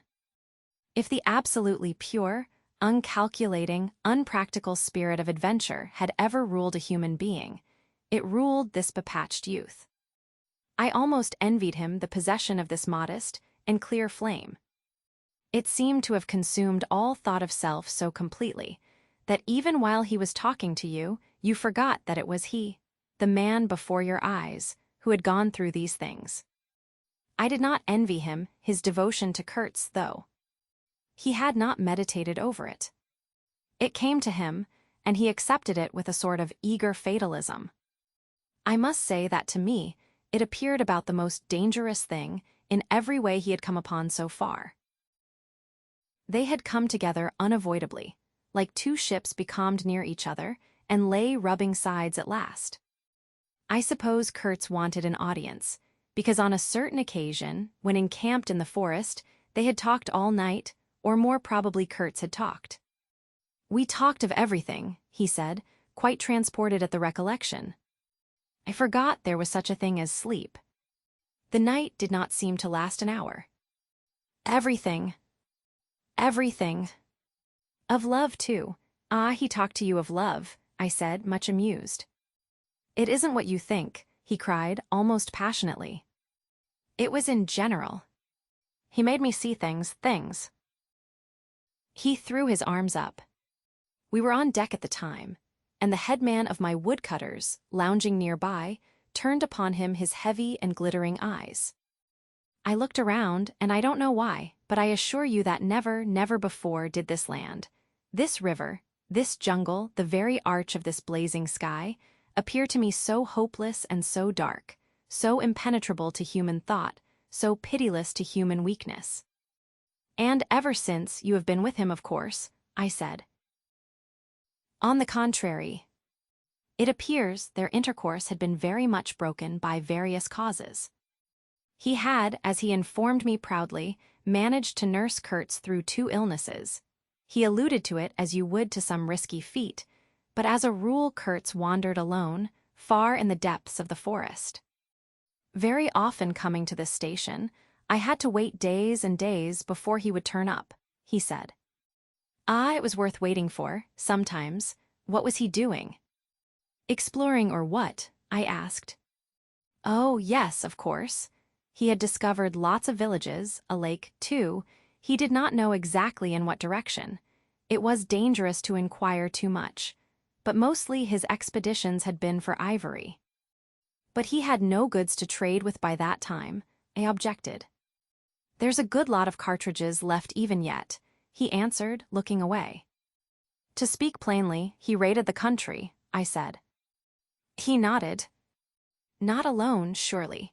He muttered something about the villages round that lake." "Kurtz got the tribe to follow him, did he?" I suggested. He fidgeted a little. "They adored him," he said. The tone of these words was so extraordinary that I looked at him searchingly. It was curious to see his mingled eagerness and reluctance to speak of Kurtz. The man filled his life, occupied his thoughts, swayed his emotions. "What can you expect?" he burst out. "He came to them with thunder and lightning, you know, and they had never seen anything like it, and very terrible. He could be very terrible. You can't judge Mr. Kurtz as you would an ordinary man." No. Now, just to give you an idea, I don't mind telling you he wanted to shoot me too one day, but I don't judge him." "Shoot you?" I cried. "What for?" "Well, I had a small lot of ivory the chief of that village near my house gave me. You see, I used to shoot game for them. Well, he wanted it, and wouldn't hear reason. He declared he would shoot me unless I gave him the ivory and then cleared out of the country, because he could do so, and had a fancy for it, and there was nothing on earth to prevent him killing whom he jolly well pleased. And it was true, too. I gave him the ivory. What did I care? But I didn't clear out. No. I couldn't leave him. I had to be careful, of course, till we got friendly again for a time. He had his second illness then. Afterwards I had to keep out of the way, but I didn't mind. He was living for the most part in those villages on the lake. When he came down to the river, sometimes he would take to me, and sometimes it was better for me to be careful. This man suffered too much. He hated all this, and somehow he couldn't get away. When I had a chance, I begged him to try and leave while there was time. I offered to go back with him. And he would say yes, and then he would remain, go off on another ivory hunt, disappear for weeks, forget himself amongst these people, forget himself, you know. Why? He's mad, I said. He protested indignantly. Mr. Kurtz couldn't be mad. If I had heard him talk only 2 days ago, I wouldn't dare hint at such a thing. I had taken up my binoculars while we talked, and was looking at the shore, sweeping the limit of the forest at each side and at the back of the house. The consciousness of there being people in that bush, so silent, so quiet, as silent and quiet as the ruined house on the hill, made me uneasy. There was no sign on the face of nature of this amazing tale that was not so much told as suggested to me in desolate exclamations, completed by shrugs, in interrupted phrases, in hints ending in deep sighs. The woods were unmoved, like a mask, heavy, like the closed door of a prison. They looked with their air of hidden knowledge, of patient expectation, of unapproachable silence. The Russian was explaining to me that it was only lately that Mr. Kurtz had come down to the river, bringing along with him all the fighting men of that lake tribe. He had been absent for several months, getting himself adored, I suppose, and had come down unexpectedly, with the intention to all appearance of making a raid either across the river or downstream. Evidently, the appetite for more ivory had got the better of the, what shall I say, less material aspirations. However, he had got much worse suddenly. I heard he was lying helpless, and so I came up, took my chance, said the Russian. Oh, he is bad, very bad. I directed my glass to the house. There were no signs of life, but there was the ruined roof, the long mud wall peeping above the grass, with 3 little square window holes, no 2 of the same size. All this brought within reach of my hand, as it were. And then I made a brusque movement, and one of the remaining posts of that vanished fence leaped up in the field of my glass. You remember I told you I had been struck at the distance by certain attempts at ornamentation, rather remarkable in the ruinous aspect of the place. Now I had suddenly a nearer view, and its first result was to make me throw my head back as if before a blow. Then I went carefully from post to post with my glass, and I saw my mistake. These round knobs were not ornamental but symbolic. They were expressive and puzzling, striking and disturbing, food for thought and also for vultures if there had been any looking down from the sky, but at all events for such ants as were industrious enough to ascend the pole. They would have been even more impressive, those heads on the stakes, if their faces had not been turned to the house. Only one, the first I had made out, was facing my way. I was not so shocked as you may think. The start back I had given was really nothing, but a movement of surprise. I had expected to see a knob of wood there, you know. I returned deliberately to the first I had seen, and there it was, black, dried, sunken, with closed eyelids. A head that seemed to sleep at the top of that pole, and, with the shrunken dry lips showing a narrow white line of the teeth, was smiling, too, smiling continuously at some endless and jocose dream of that eternal slumber. I am not disclosing any trade secrets. In fact, the manager said afterwards that Mr. Kurtz's methods had ruined the district. I have no opinion on that point, but I want you clearly to understand that there was nothing exactly profitable in these heads being there. They only showed that Mr. Kurtz lacked restraint in the gratification of his various lusts, that there was something wanting in him, some small matter which, when the pressing need arose, could not be found under his magnificent eloquence. Whether he knew of this deficiency himself, I can't say. I think the knowledge came to him at last, only at the very last. But the wilderness had found him out early, and had taken on him a terrible vengeance for the fantastic invasion. I think it had whispered to him things about himself which he did not know, things of which he had no conception till he took counsel with this great solitude, and the whisper had proved irresistibly fascinating.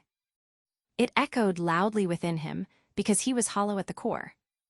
I put down the glass, and the head that had appeared near enough to be spoken to seemed at once to have leaped away from me into inaccessible distance. The admirer of Mr. Kurtz was a bit crestfallen. In a hurried, indistinct voice, he began to assure me he had not dared to take these, say, symbols down. He was not afraid of the natives. They would not stir till Mr. Kurtz gave the word. His ascendancy was extraordinary. The camps of these people surrounded the place, and the chiefs came every day to see him. They would crawl. "I don't want to know anything of the ceremonies used when approaching Mr. Kurtz," I shouted. Curious, this feeling that came over me, that such details would be more intolerable than those heads, drying on the stakes under Mr. Kurtz's windows. After all, that was only a savage sight, while I seemed at one bound to have been transported into some lightless region of subtle horrors, where pure, uncomplicated savagery was a positive relief, being something that had a right to exist, obviously, in the sunshine. The young man looked at me with surprise. I suppose it did not occur to him that Mr. Kurtz was no idol of mine. He forgot I hadn't heard any of these splendid monologues on, what was it? On love, justice, conduct of life, or what not. If it had come to crawling before Mr. Kurtz, he crawled as much as the veriest savage of them all. I had no idea of the conditions, he said. These heads were the heads of rebels. I shocked him excessively by laughing. Rebels? What would be the next definition I was to hear?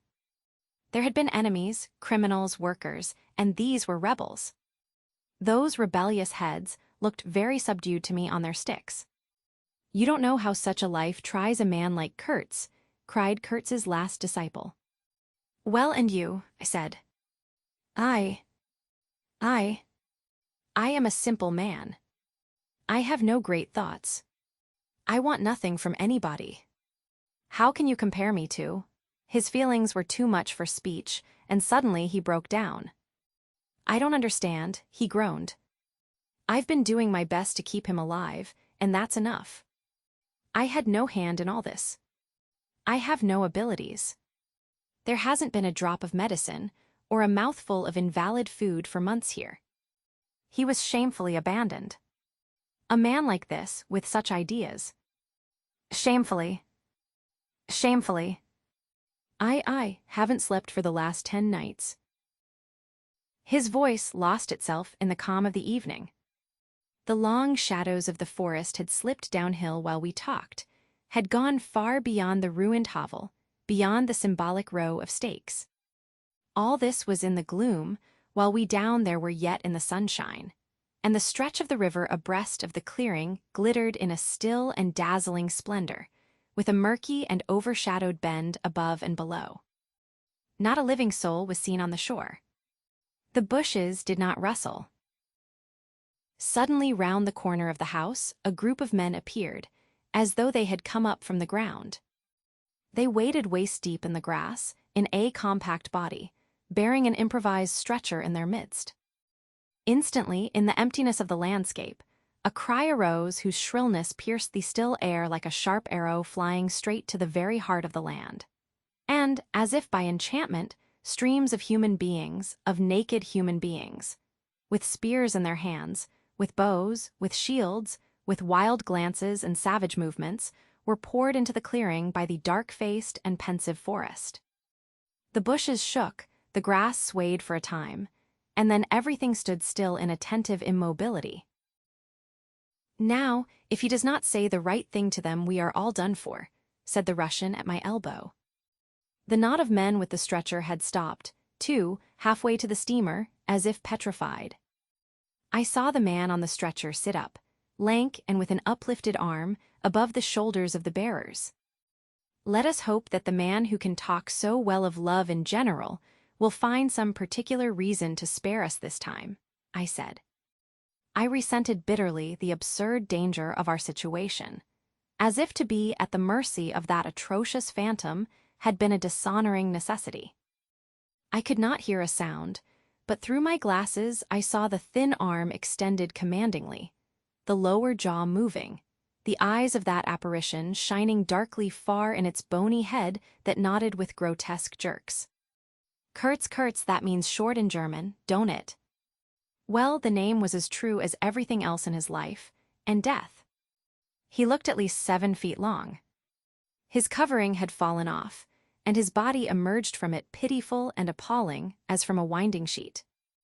I could see the cage of his ribs all astir, the bones of his arm waving. It was as though an animated image of death carved out of old ivory had been shaking its hand with menaces at a motionless crowd of men made of dark and glittering bronze. I saw him open his mouth wide. It gave him a weirdly voracious aspect, as though he had wanted to swallow all the air, all the earth, all the men before him. A deep voice reached me faintly. He must have been shouting. He fell back suddenly. The stretcher shook as the bearers staggered forward again, and almost at the same time, I noticed that the crowd of savages was vanishing without any perceptible movement of retreat, as if the forest that had ejected these beings so suddenly had drawn them in again as the breath is drawn in a long aspiration. Some of the pilgrims behind the stretcher carried his arms, 2 shotguns, a heavy rifle, and a light revolver carbine, the thunderbolts of that pitiful Jupiter. The manager bent over him murmuring as he walked beside his head. They laid him down in one of the little cabins, just a room for a bed place and a camp stool or two, you know. We had brought his belated correspondence, and a lot of torn envelopes and open letters littered his bed. His hand roamed feebly amongst these papers. I was struck by the fire of his eyes and the composed languor of his expression. It was not so much the exhaustion of disease. He did not seem in pain. This shadow looked satiated and calm, as though for the moment it had had its fill of all the emotions.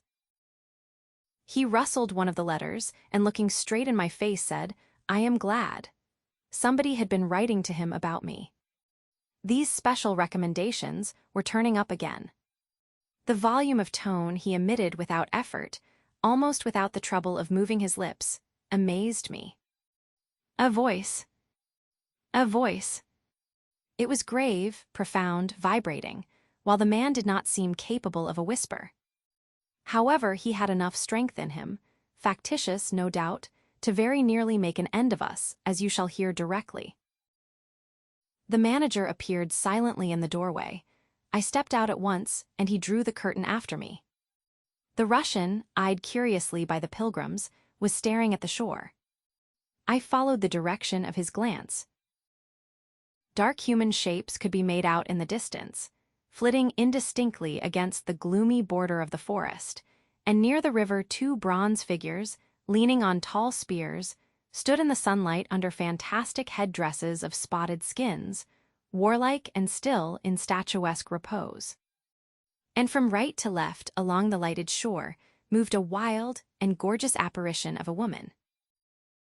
She walked with measured steps, draped in striped and fringed cloths, treading the earth proudly, with a slight jingle and flash of barbarous ornaments. She carried her head high. Her hair was done in the shape of a helmet. She had brass leggings to the knee, brass wire gauntlets to the elbow, a crimson spot on her tawny cheek, innumerable necklaces of glass beads on her neck.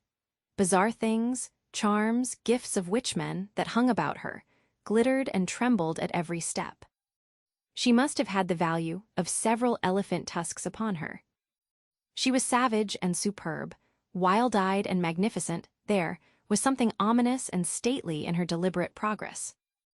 And in the hush that had fallen suddenly upon the whole sorrowful land, the immense wilderness, the colossal body of the fecund and mysterious life seemed to look at her, pensive, as though it had been looking at the image of its own tenebrous and passionate soul. She came abreast of the steamer, stood still, and faced us. Her long shadow fell to the water's edge. Her face had a tragic and fierce aspect of wild sorrow, and of dumb pain mingled with the fear of some struggling, half-shaped resolve. She stood looking at us without a stir, and like the wilderness itself, with an air of brooding over an inscrutable purpose. A whole minute passed, and then she made a step forward. There was a low jingle, a glint of yellow metal, a sway of fringed draperies, and she stopped as if her heart had failed her. The young fellow by my side growled. The pilgrims murmured at my back. She looked at us all as if her life had depended upon the unswerving steadiness of her glance. Suddenly she opened her bared arms and threw them up rigid above her head, as though in an uncontrollable desire to touch the sky, and at the same time the swift shadows darted out on the earth, swept around on the river, gathering the steamer into a shadowy embrace. A formidable silence hung over the scene. She turned away slowly, walked on, following the bank, and passed into the bushes to the left. Once only her eyes gleamed back at us in the dusk of the thickets before she disappeared.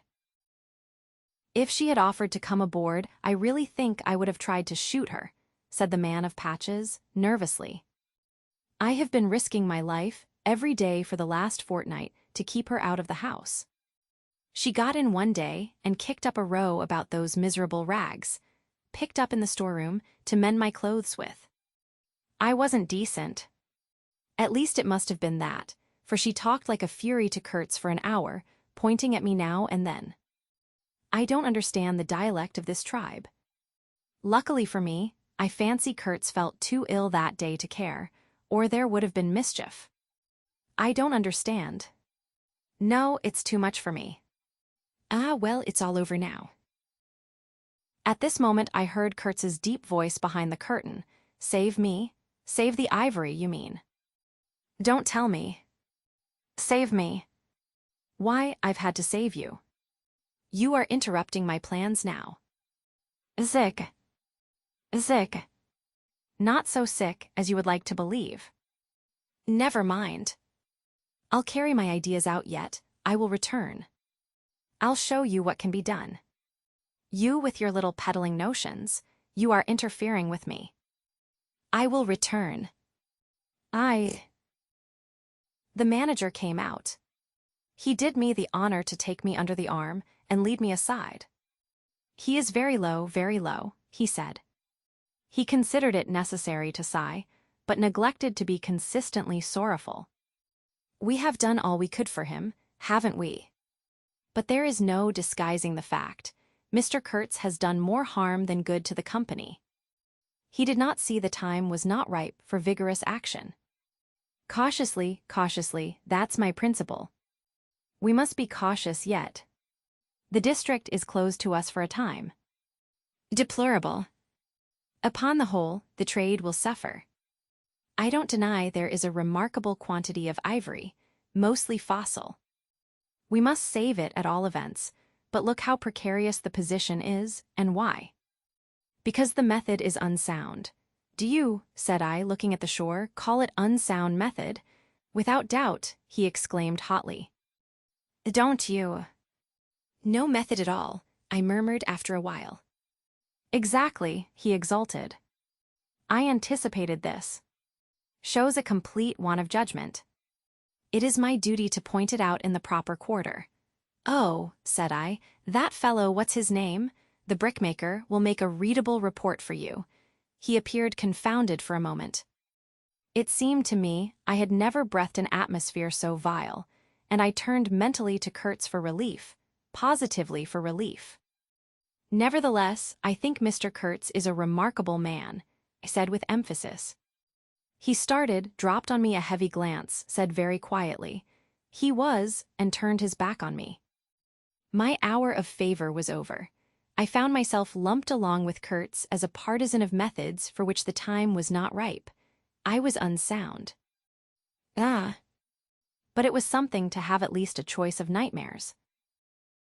I had turned to the wilderness, really, not to Mr. Kurtz, who, I was ready to admit, was as good as buried. And for a moment, it seemed to me as if I also were buried in a vast grave full of unspeakable secrets. I felt an intolerable weight oppressing my breast, the smell of the damp earth, the unseen presence of victorious corruption, the darkness of an impenetrable night. The Russian tapped me on the shoulder. I heard him mumbling and stammering something about brother Seaman, couldn't conceal knowledge of matters that would affect Mr. Kurtz's reputation. I waited. For him, evidently, Mr. Kurtz was not in his grave. I suspect that for him, Mr. Kurtz was one of the immortals. Well, said I at last, speak out. As it happens, I am Mr. Kurtz's friend, in a way. He stated with a good deal of formality that had we not been of the same profession, he would have kept the matter to himself without regard to consequences. He suspected there was an active ill will towards him on the part of these white men that— "You are right," I said, remembering a certain conversation I had overheard. "The manager thinks you ought to be hanged." He showed a concern at this intelligence which amused me at first. "I had better get out of the way quietly," he said earnestly. "I can do no more for Kurtz now, and they would soon find some excuse." "What's to stop them?" "There's a military post 300 miles from here." "Well, upon my word," said I, "perhaps you had better go if you have any friends amongst the savages nearby." "Plenty," he said. "They are simple people, and I want nothing, you know." He stood biting his lip then. "I don't want any harm to happen to these whites here, but of course I was thinking of Mr. Kurtz's reputation. But you are a brother seaman and—" "All right," said I after a time. "Mr. Kurtz's reputation is safe with me." I did not know how truly I spoke. He informed me, lowering his voice, that it was Kurtz who had ordered the attack to be made on the steamer. He hated sometimes the idea of being taken away, and then again. But I don't understand these matters. I am a simple man. He thought it would scare you away, that you would give it up, thinking him dead. I could not stop him. "Oh, I had an awful time of it this last month." "Very well," I said. "He is all right now." "Ye is," he muttered, not very convinced apparently. "Thanks," said I shall keep my eyes open. "But quiete," he urged anxiously. "It would be awful for his reputation if anybody here." I promised a complete discretion with great gravity. "I have a canoe and 3 black fellows waiting not very far. I am off. Could you give me a few Martini Henry cartridges?" I could, and did, with proper secrecy. He helped himself, with a wink at me, to a handful of my tobacco. Between sailors, you know good English tobacco. At the door of the pilot-house he turned round, I say, "Haven't you a pair of shoes you could spare?" He raised one leg. "Look!" The soles were tied with knotted strings sandalwise under his bare feet. I rooted out an old pair, at which he looked with admiration before tucking it under his left arm. One of his pockets, bright red, was bulging with cartridges, from the other dark blue peeped Towson's inquiry. Etc., etc. He seemed to think himself excellently well equipped for a renewed encounter with the wilderness. I'll never meet such a man again. You ought to have heard him recite poetry. His own, too, it was, he told me. Poetry, he rolled his eyes at the recollection of these delights. Oh, he enlarged my mind. "Goodbye," said I. He shook hands and vanished in the night. Sometimes I ask myself whether I had ever really seen him, whether it was possible to meet such a phenomenon. When I woke up shortly after midnight, his warning came to my mind with its hint of danger that seemed, in the starred darkness, real enough to make me get up for the purpose of having a look round. On the hill a big fire burned, illuminating fitfully a crooked corner of the station house. One of the agents, with a picket of a few of our blacks, armed for the purpose, was keeping guard over the ivory. But deep within the forest, red gleams that wavered, that seemed to sink and rise from the ground amongst confused columnar shapes of intense blackness, showed the exact position of the camp, where Mr. Kurtz's adorers were keeping their uneasy vigil. The monotonous beating of a big drum filled the air with muffled shocks and a lingering vibration. A steady droning sound of many men chanting each to himself, some weird incantation came out from the black, flat wall of the woods as the humming of bees comes out of a hive, and had a strange narcotic effect upon my half-awake senses. I believe I dozed off leaning over the rail, till an abrupt burst of yells, an overwhelming outbreak of a pent-up and mysterious frenzy, woke me up in a bewildered wonder. It was cut short all at once, and the low droning went on with an effect of audible and soothing silence. I glanced casually into the little cabin. A light was burning within, but Mr. Kurtz was not there. I think I would have raised an outcry if I had believed my eyes. But I didn't believe them at first. The thing seemed so impossible. The fact is, I was completely unnerved by a sheer blank fright, pure abstract terror, unconnected with any distinct shape of physical danger. What made this emotion so overpowering was, how shall I define it? The moral shock I received, as if something altogether monstrous, intolerable to thought and odious to the soul, had been thrust upon me unexpectedly. This lasted, of course, the merest fraction of a second, and then the usual sense of commonplace, deadly danger, the possibility of a sudden onslaught and massacre, or something of the kind, which I saw impending, was positively welcome and composing. It pacified me, in fact, so much that I did not raise an alarm. There was an agent buttoned up inside an ulster, and sleeping on a chair on deck within 3 feet of me. The yells had not awakened him. He snored very slightly. I left him to his slumbers and leaped ashore. I did not betray Mr. Kurtz. It was ordered I should never betray him. It was written I should be loyal to the nightmare of my choice. I was anxious to deal with this shadow by myself alone, and to this day, I don't know why I was so jealous of sharing with anyone the peculiar blackness of that experience. As soon as I got on the bank, I saw a broad trail through the grass. I remember the exultation with which I said to myself, "He can't walk, he is crawling on all fours, I've got him." The grass was wet with dew. I strode rapidly with clenched fists. I fancy I had some vague notion of falling upon him and giving him a drubbing. I don't know. I had some imbecile thoughts. The knitting old woman with the cat obtruded herself upon my memory as a most improper person to be sitting at the other end of such an affair. I saw a row of pilgrims squirting lead in the air out of Winchesters held to the hip. I thought I would never get back to the steamer, and imagined myself living alone and unarmed in the woods to an advanced age. Such silly things, you know. And I remember I confounded the beat of the drum with the beating of my heart, and was pleased at its calm regularity. I kept to the track, though, then stopped to listen. The night was very clear, a dark blue space, sparkling with dew and starlight, in which black things stood very still. I thought I could see a kind of motion ahead of me. I was strangely cocksure of everything that night. I actually left the track and ran in a wide semicircle, I verily believe chuckling to myself, so as to get in front of that stir, of that motion I had seen, if indeed I had seen anything. I was circumventing Kurtz as though it had been a boyish game. I came upon him, and, if he had not heard me coming, I would have fallen over him too, but he got up in time. He rose, unsteady, long, pale, indistinct, like a vapor exhaled by the earth, and swayed slightly, misty and silent before me, while at my back the fires loomed between the trees, and the murmur of many voices issued from the forest. I had cut him off cleverly, but when actually confronting him, I seemed to come to my senses. I saw the danger in its right proportion. It was by no means over yet. Suppose he began to shout. Though he could hardly stand, there was still plenty of vigor in his voice. "Go away, hide yourself," he said, in that profound tone.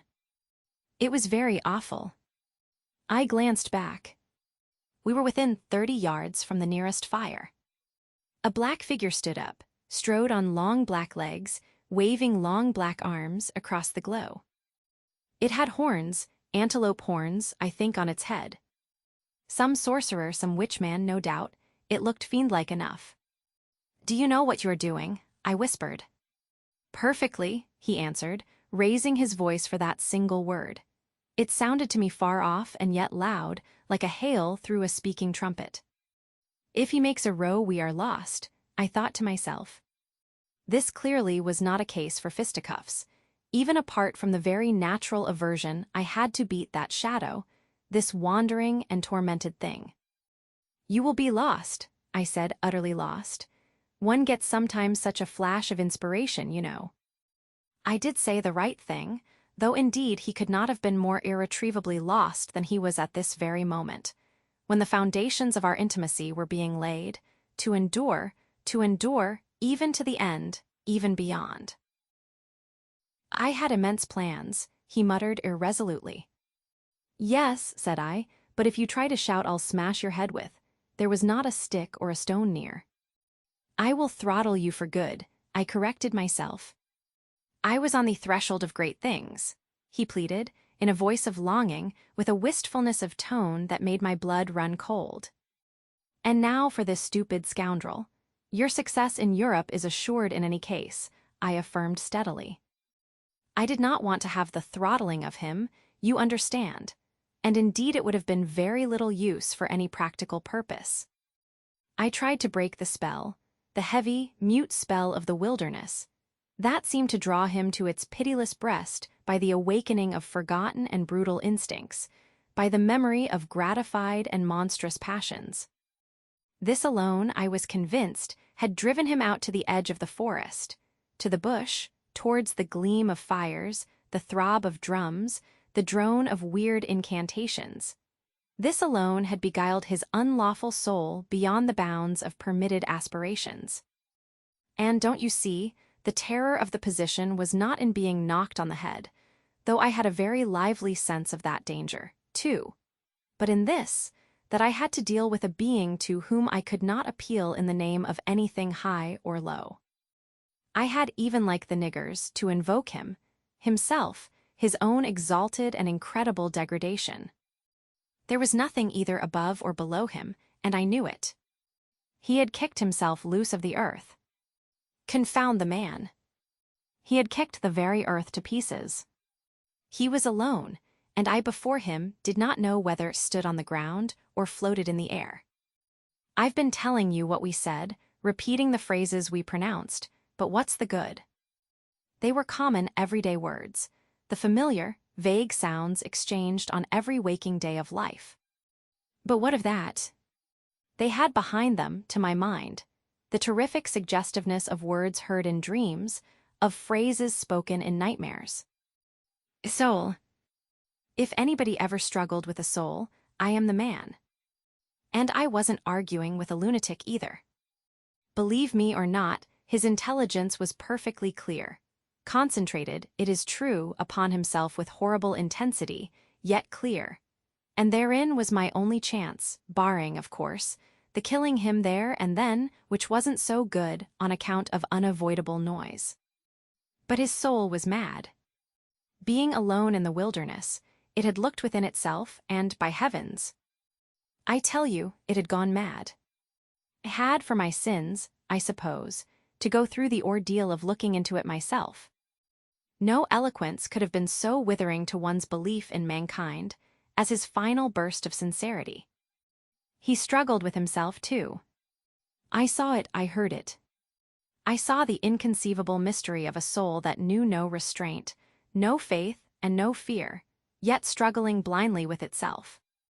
I kept my head pretty well, but when I had him at last stretched on the couch, I wiped my forehead, while my legs shook under me as though I had carried half a ton on my back down that hill. And yet I had only supported him, his bony arm clasped round my neck, and he was not much heavier than a child. When next day we left at noon, the crowd, of whose presence behind the curtain of trees I had been acutely conscious all the time, flowed out of the woods again, filled the clearing, covered the slope with a mass of naked, breathing, quivering, bronze bodies. I steamed up a bit, then swung downstream, and 2,000 eyes followed the evolutions of the splashing, thumping, fierce river demon beating the water with its terrible tail and breathing black smoke into the air. In front of the first rank, along the river, 3 men, plastered with bright red earth from head to foot, strutted to and fro restlessly. When we came abreast again, they faced the river, stamped their feet, nodded their horned heads, swayed their scarlet bodies. They shook towards the fierce river demon a bunch of black feathers, a mangy skin with a pendant tail, something that looked a dried gourd. They shouted periodically together strings of amazing words that resembled no sounds of human language. And the deep murmurs of the crowd, interrupted suddenly, were like the responses of some satanic litany. We had carried Kurtz into the pilot house. There was more air there. Lying on the couch, he stared through the open shutter. There was an eddy in the mass of human bodies, and the woman with helmeted head and tawny cheeks rushed out to the very brink of the stream. She put out her hands, shouted something, and all that wild mob took up the shout in a roaring chorus of articulated, rapid, breathless utterance. "Do you understand this?" I asked. He kept on looking out past me with fiery, longing eyes, with a mingled expression of wistfulness and hate. He made no answer, but I saw a smile of indefinable meaning, appear on his colorless lips that a moment after twitched convulsively. "Do I not?" he said slowly, gasping, as if the words had been torn out of him by a supernatural power. I pulled the string of the whistle, and I did this because I saw the pilgrims on deck getting out their rifles with an air of anticipating a jolly lark. At the sudden screech, there was a movement of abject terror through that wedged mass of bodies. Don't you frighten them away," cried someone on deck disconsolately. I pulled the string time after time. They broke and ran, they leaped, they crouched, they swerved, they dodged the flying terror of the sound. The 3 red chaps had fallen flat, face down on the shore, as though they had been shot dead. Only the barbarous and superb woman did not so much as flinch, and stretched tragically her bare arms after us over the somber and glittering river. And then that imbecile crowd down on the deck started their little fun, and I could see nothing more for smoke. The brown current ran swiftly out of the heart of darkness, bearing us down towards the sea with twice the speed of our upward progress. And Kurtz's life was running swiftly, too, ebbing out of his heart into the sea of inexorable time. The manager was very placid. He had no vital anxieties now. He took us both in with a comprehensive and satisfied glance. The affair had come off as well as could be wished. I saw the time approaching when I would be left alone of the party of unsound method. The pilgrims looked upon me with disfavor. I was, so to speak, numbered with the dead. It is strange how I accepted this unforeseen partnership. This choice of nightmares forced upon me in the tenebrous land invaded by these mean and greedy phantoms. Kurtz discoursed. A voice. It rang deep to the very last. It survived his strength to hide, in the magnificent folds of eloquence, the barren darkness of his heart. Oh, he struggled. The wastes of his weary brain were haunted by shadowy images, now, images of wealth and fame revolving obsequiously round his unextinguishable gift of noble and lofty expression. My intended, my station, my career, my ideas, these were the subjects for the occasional utterances of elevated sentiments. The shade of the original Kurtz frequented the bedside of the hollow sham, whose fate it was to be buried presently in the mold of primeval earth. But both the diabolic love and the unearthly hate of the mysteries it had penetrated fought for the possession of that soul satiated with primitive emotions, avid of lying fame, of sham distinction, of all the appearances of success and power. Sometimes he was contemptibly childish. He desired to have kings meet him at railway stations on his return from some ghastly nowhere, where he intended to accomplish great things. You show them you have in you something that is really profitable, And then there will be no limits to the recognition of your ability, he would say. Of course you must take care of the motives, right motives always. The long reaches that were like one and the same reach, monotonous bends that were exactly alike, slipped past the steamer with their multitude of secular trees looking patiently after this grimy fragment of another world, the forerunner of change, of conquest, of trade, of massacres, of blessings. I looked ahead, piloting. "Close the shutter," said Kurtz suddenly one day. "I can't bear to look at this." I did so. There was a silence. "Oh, but I will wring your heart yet," he cried at the invisible wilderness. We broke down, as I had expected, and had to lie up for repairs at the head of an island. This delay was the first thing that shook Kurtz's confidence. One morning, he gave me a packet of papers and a photograph, the lot tied together with a shoestring. "Keep this for me," he said. "This noxious fool," meaning the manager, "is capable of prying into my boxes when I am not looking." In the afternoon, I saw him. He was lying on his back with closed eyes, and I withdrew quietly, but I heard him mutter, "Live rightly, die, die." I listened. There was nothing more. Was he rehearsing some speech in his sleep, or was it a fragment of a phrase from some newspaper article? He had been writing for the papers, and meant to do so again, for the furthering of my ideas. It's a duty. His was an impenetrable darkness. I looked at him as you peer down at a man who is lying at the bottom of a precipice, where the sun never shines. But I had not much time to give him, because I was helping the engine driver to take to pieces the leaky cylinders, to straighten a bent connecting rod, and in other such matters. I lived in an infernal mess of rust, filings, nuts, bolts, spanners, hammers, ratchet drills, things I abominate because I don't get on with them. I tended the little forge we fortunately had aboard.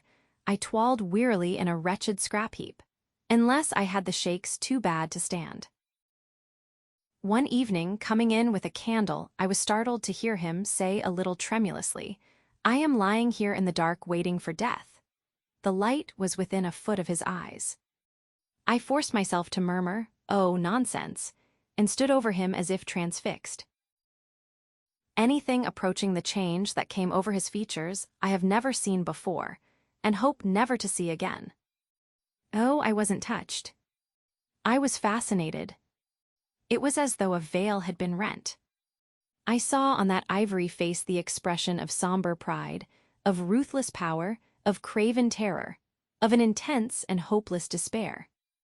Did he live his life again in every detail of desire, temptation, and surrender during that supreme moment of complete knowledge? He cried in a whisper at some image, at some vision. He cried out twice, a cry that was no more than a breath. The horror! The horror! I blew the candle out and left the cabin. The pilgrims were dining in the mess room, and I took my place opposite the manager, who lifted his eyes to give me a questioning glance, which I successfully ignored. He leaned back, serene, with that peculiar smile of his sealing the unexpressed depths of his meanness. A continuous shower of small flies streamed upon the lamp, upon the cloth, upon our hands and faces. Suddenly, the manager's boy put his insolent black head in the doorway, and said in a tone of scathing contempt, "Mistah Kurtz, he dead." All the pilgrims rushed out to see. I remained and went on with my dinner. I believe I was considered brutally callous. However, I did not eat much. There was a lamp in there, light, don't you know, and outside it was so beastly, beastly dark. I went no more near the remarkable man who had pronounced a judgment upon the adventures of his soul on this earth. The voice was gone. What else had been there? But I am of course aware that next day the pilgrims buried something in a muddy hole. And then they very nearly buried me. However, as you see, I did not go to join Kurtz there and then. I did not. I remained to dream the nightmare out to the end, and to show my loyalty to Kurtz once more. Destiny. My destiny. droll thing life is, that mysterious arrangement of merciless logic for a futile purpose. The most you can hope from it is some knowledge of yourself. That comes too late, a crop of unextinguishable regrets. I have wrestled with death. It is the most unexciting contest you can imagine. It takes place in an impalpable grayness, with nothing underfoot, with nothing around, without spectators, without clamor, without glory, without the great desire of victory, without the great fear of defeat, in a sickly atmosphere of tepid skepticism, without much belief in your own right, and still less in that of your adversary. If such is the form of ultimate wisdom, then life is a greater riddle than some of us think it to be. I was within a hair's breadth of the last opportunity for pronouncement, and I found with humiliation that probably I would have nothing to say. This is the reason why I affirm that Kurtz was a remarkable man. He had something to say. He said it. Since I had peeped over the edge myself, I understand better the meaning of his stare. That could not see the flame of the candle, but was wide enough to embrace the whole universe, piercing enough to penetrate all the hearts that beat in the darkness. He had summed up, he had judged. The horror, he was a remarkable man. After all, this was the expression of some sort of belief. It had candor. It had conviction. It had a vibrating note of revolt in its whisper. It had the appalling face of a glimpsed truth, the strange commingling of desire and hate. And it is not my own extremity I remember best. A vision of grayness without form filled with physical pain, and a careless contempt for the evanescence of all things, even of this pain itself. No. It is his extremity that I seem to have lived through. True, he had made that last stride, he had stepped over the edge, while I had been permitted to draw back my hesitating foot. And perhaps in this is the whole difference. Perhaps all the wisdom, and all truth, and all sincerity are just compressed into that inappreciable moment of time in which we step over the threshold of the invisible. Perhaps. I like to think my summing up would not have been a word of careless contempt. Better his cry, much better. It was an affirmation, a moral victory paid for by innumerable defeats, by abominable terrors, by abominable satisfactions. But it was a victory. That is why I have remained loyal to Kurtz to the last, and even beyond, when a long time after I heard once more, not his own voice, but the echo of his magnificent eloquence thrown to me from a soul as translucently pure as a cliff of crystal. No, they did not bury me, though there is a period of time which I remember mistily, with a shuddering wonder, like a passage through some inconceivable world that had no hope in it and no desire. I found myself back in the sepulchral city, resenting the sight of people hurrying through the streets to filch a little money from each other, to devour their infamous cookery, to gulp their unwholesome beer, to dream their insignificant and silly dreams. They trespassed upon my thoughts. They were intruders whose knowledge of life was to me an irritating pretense, because I felt so sure they could not possibly know the things I knew. Their bearing, which was simply the bearing of commonplace individuals going about their business in the assurance of perfect safety, was offensive to me like the outrageous flauntings of folly in the face of a danger it is unable to comprehend. I had no particular desire to enlighten them, but I had some difficulty in restraining myself from laughing in their faces so full of stupid importance. I dare say I was not very well at that time. I tottered about the streets. There were various affairs to settle, grinning bitterly at perfectly respectable persons. I admit my behavior was inexcusable, but then my temperature was seldom normal in these days. My dear aunt's endeavors to nurse up my strength seemed altogether beside the mark. It was not my strength that wanted nursing, it was my imagination that wanted soothing. I kept the bundle of papers given me by Kurtz, not knowing exactly what to do with it. His mother had died lately, watched over, as I was told, by his intended. A clean-shaved man, with an official manner and wearing gold-rimmed spectacles, called on me one day and made inquiries, at first circuitous, afterwards suavely pressing, about what he was pleased to denominate certain documents. I was not surprised, because I had had 2 rows with the manager on the subject out there. I had refused to give up the smallest scrap out of that package, and I took the same attitude with the spectacled man. He became darkly menacing at last, and with much heat argued that the company had the right to every bit of information about its territories. And said he, Mr. Kurtz's knowledge of unexplored regions must have been necessarily extensive and peculiar, owing to his great abilities and to the deplorable circumstances in which he had been placed.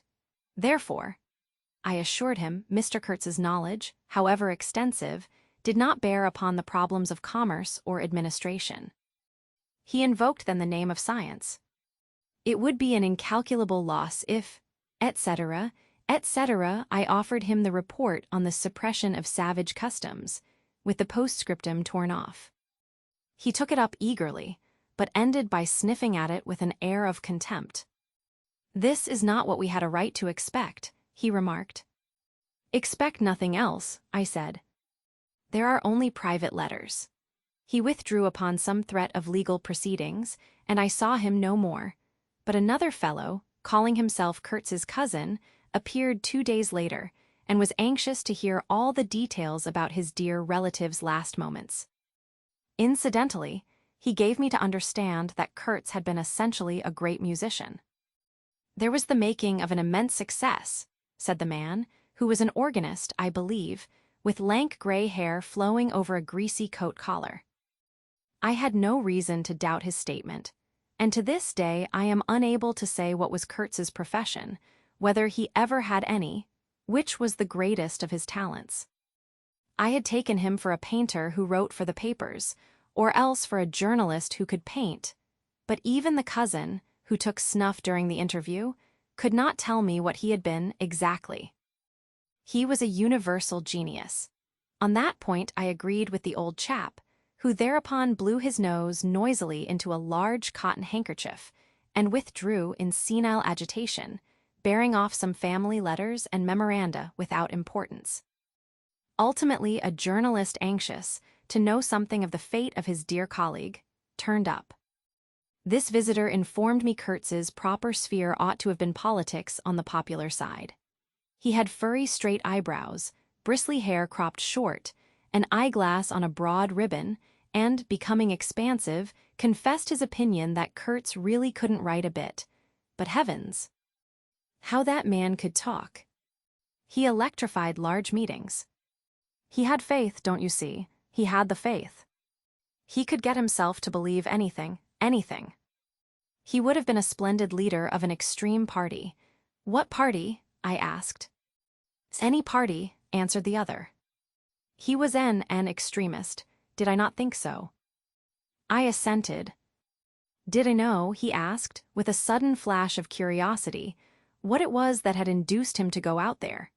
Yes, said I, and forthwith handed him the famous report for publication, if he thought fit.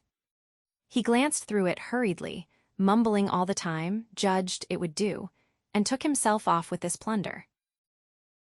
Thus I was left at last with a slim packet of letters and the girl's portrait. She struck me as beautiful. I mean, she had a beautiful expression.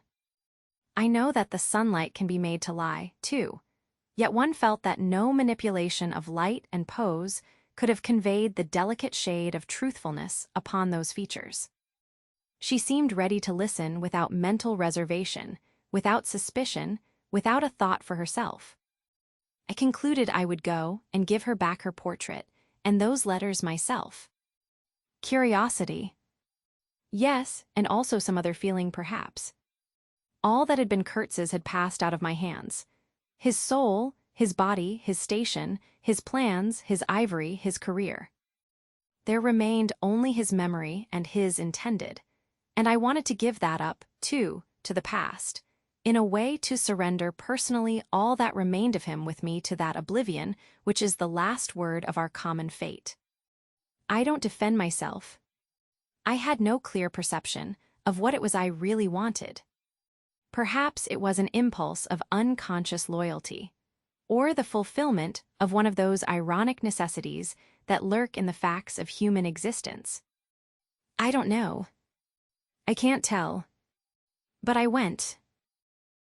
I thought his memory was like the other memories of the dead that accumulate in every man's life. A vague impress on the brain of shadows that had fallen on it in their swift and final passage.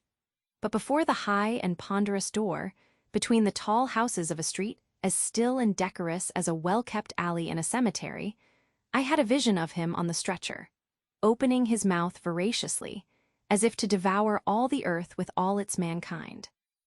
He lived then before me.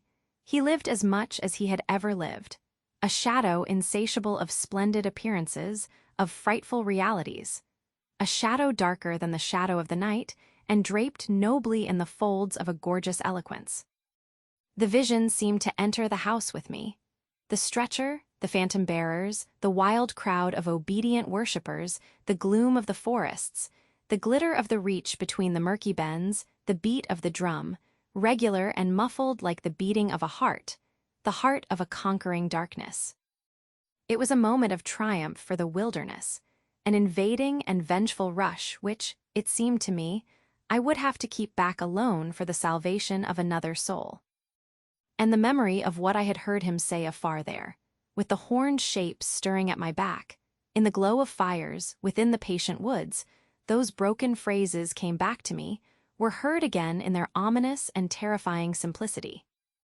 I remembered his abject pleading, his abject threats, the colossal scale of his vile desires, the meanness, the torment, the tempestuous anguish of his soul. And later on I seemed to see his collected languid manner, when he said one day, "This lot of ivory now is really mine. The company did not pay for it. I collected it myself at a very great personal risk. I am afraid they will try to claim it as theirs, though. It is a difficult case. What do you think I ought to do? Resist? I want no more than justice." He wanted no more than justice, no more than justice. I rang the bell before a mahogany door on the first floor, and while I waited he seemed to stare at me out of the glassy panel, stare with that wide and immense stare embracing, condemning, loathing all the universe. I seemed to hear the whispered cry, "The horror! The horror!" The dusk was falling. I had to wait in a lofty drawing room with 3 long windows from floor to ceiling that were like 3 luminous and bedraped columns. The bent gilt legs and backs of the furniture shone in indistinct curves. The tall marble fireplace had a cold and monumental whiteness. A grand piano stood massively in a corner, with dark gleams on the flat surfaces like a somber and polished sarcophagus. A high door opened, closed. I rose.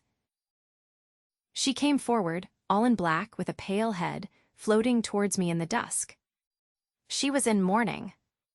It was more than a year since his death, more than a year since the news came. She seemed as though she would remember and mourn forever. She took both my hands in hers and murmured, "I had heard you were coming." I noticed she was not very young, I mean not girlish. She had a mature capacity for fidelity, for belief, for suffering. The room seemed to have grown darker, as if all the sad light of the cloudy evening had taken refuge on her forehead. This fair hair, this pale visage, this pure brow, seemed surrounded by an ashy halo from which the dark eyes looked out at me. Their glance was guileless, profound, confident, and trustful. She carried her sorrowful head as though she were proud of that sorrow, as though she would say, I alone know how to mourn for him as he deserves." But while we were still shaking hands, such a look of awful desolation came upon her face that I perceived she was one of those creatures that are not the playthings of time. For her he had died only yesterday. And by Jove! The impression was so powerful that for me, too, he seemed to have died only yesterday, nay, this very minute. I saw her and him in the same instant of time, his death and her sorrow. I saw her sorrow in the very moment of his death. Do you understand? I saw them together, I heard them together. She had said, with a deep catch of the breath, "I have survived," while my strained ears seemed to hear distinctly, mingled with her tone of despairing regret, the summing-up whisper of his eternal condemnation. I asked myself what I was doing there, with a sensation of panic in my heart, as though I had blundered into a place of cruel and absurd mysteries not fit for a human being to behold. She motioned me to a chair. We sat down. I laid the packet gently on the little table, and she put her hand over it. "You knew him well," she murmured, after a moment of mourning silence. "Intimacy grows quickly out there," I said. "I knew him as well as it is possible for one man to know another." "And you admired him," she said. "It was impossible to know him and not to admire him." "Was it?" "He was a remarkable man," I said unsteadily. Then, before the appealing fixity of her gaze, that seemed to watch for more words on my lips, I went on. It was impossible not to.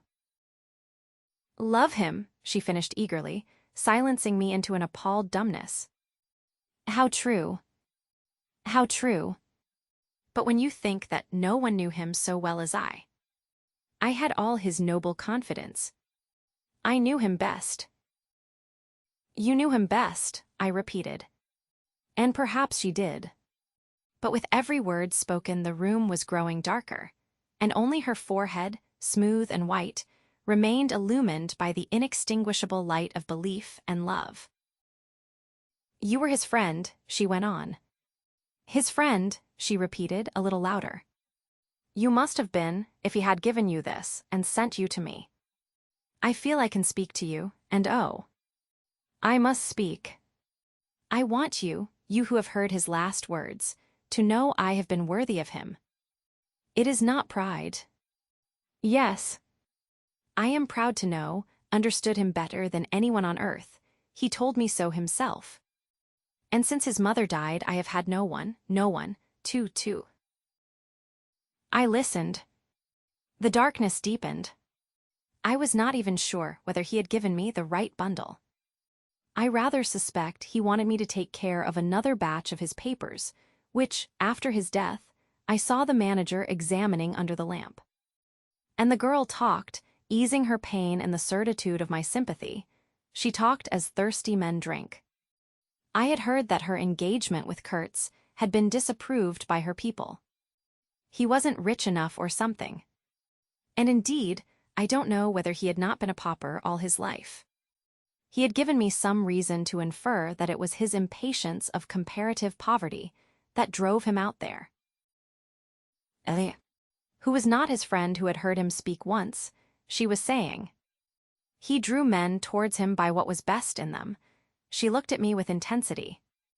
"It is the gift of the great," she went on, and the sound of her low voice seemed to have the accompaniment of all the other sounds, full of mystery, desolation, and sorrow, I had ever heard.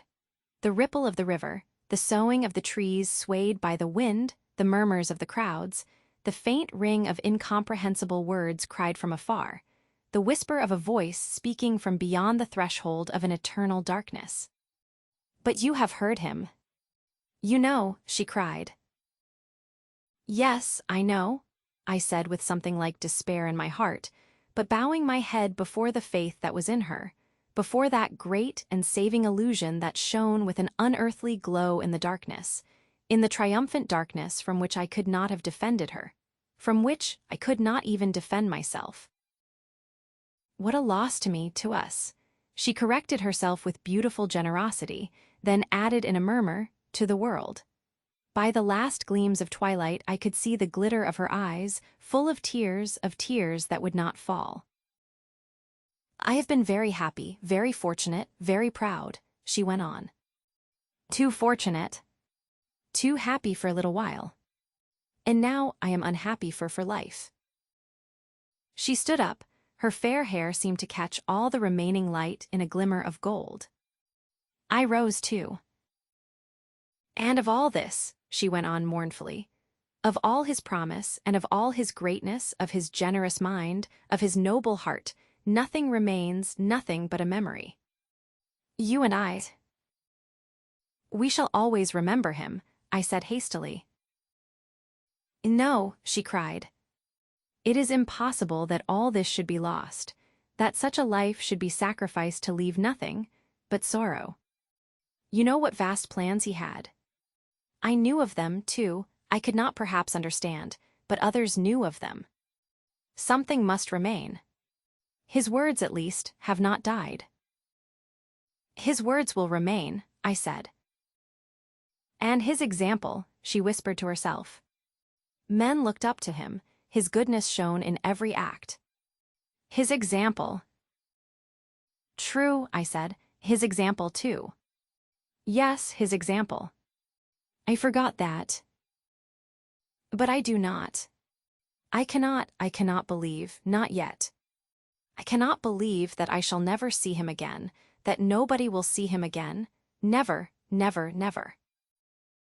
She put out her arms as if after a retreating figure, stretching them back and with clasped pale hands across the fading and narrow sheen of the window.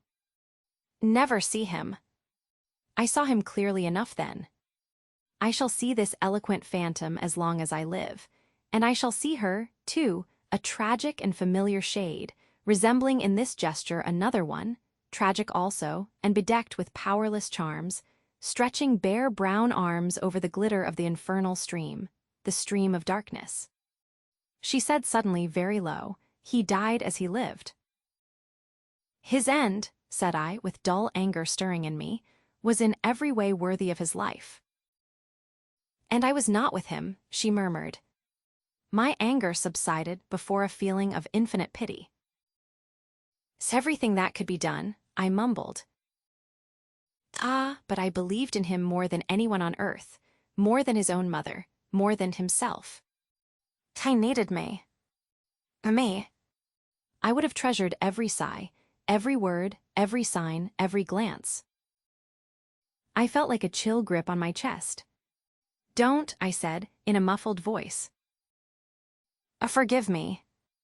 I have mourned so long in silence, in silence. You were with him to the last. I think of his loneliness. Nobody near to understand him as I would have understood. Perhaps no one to hear.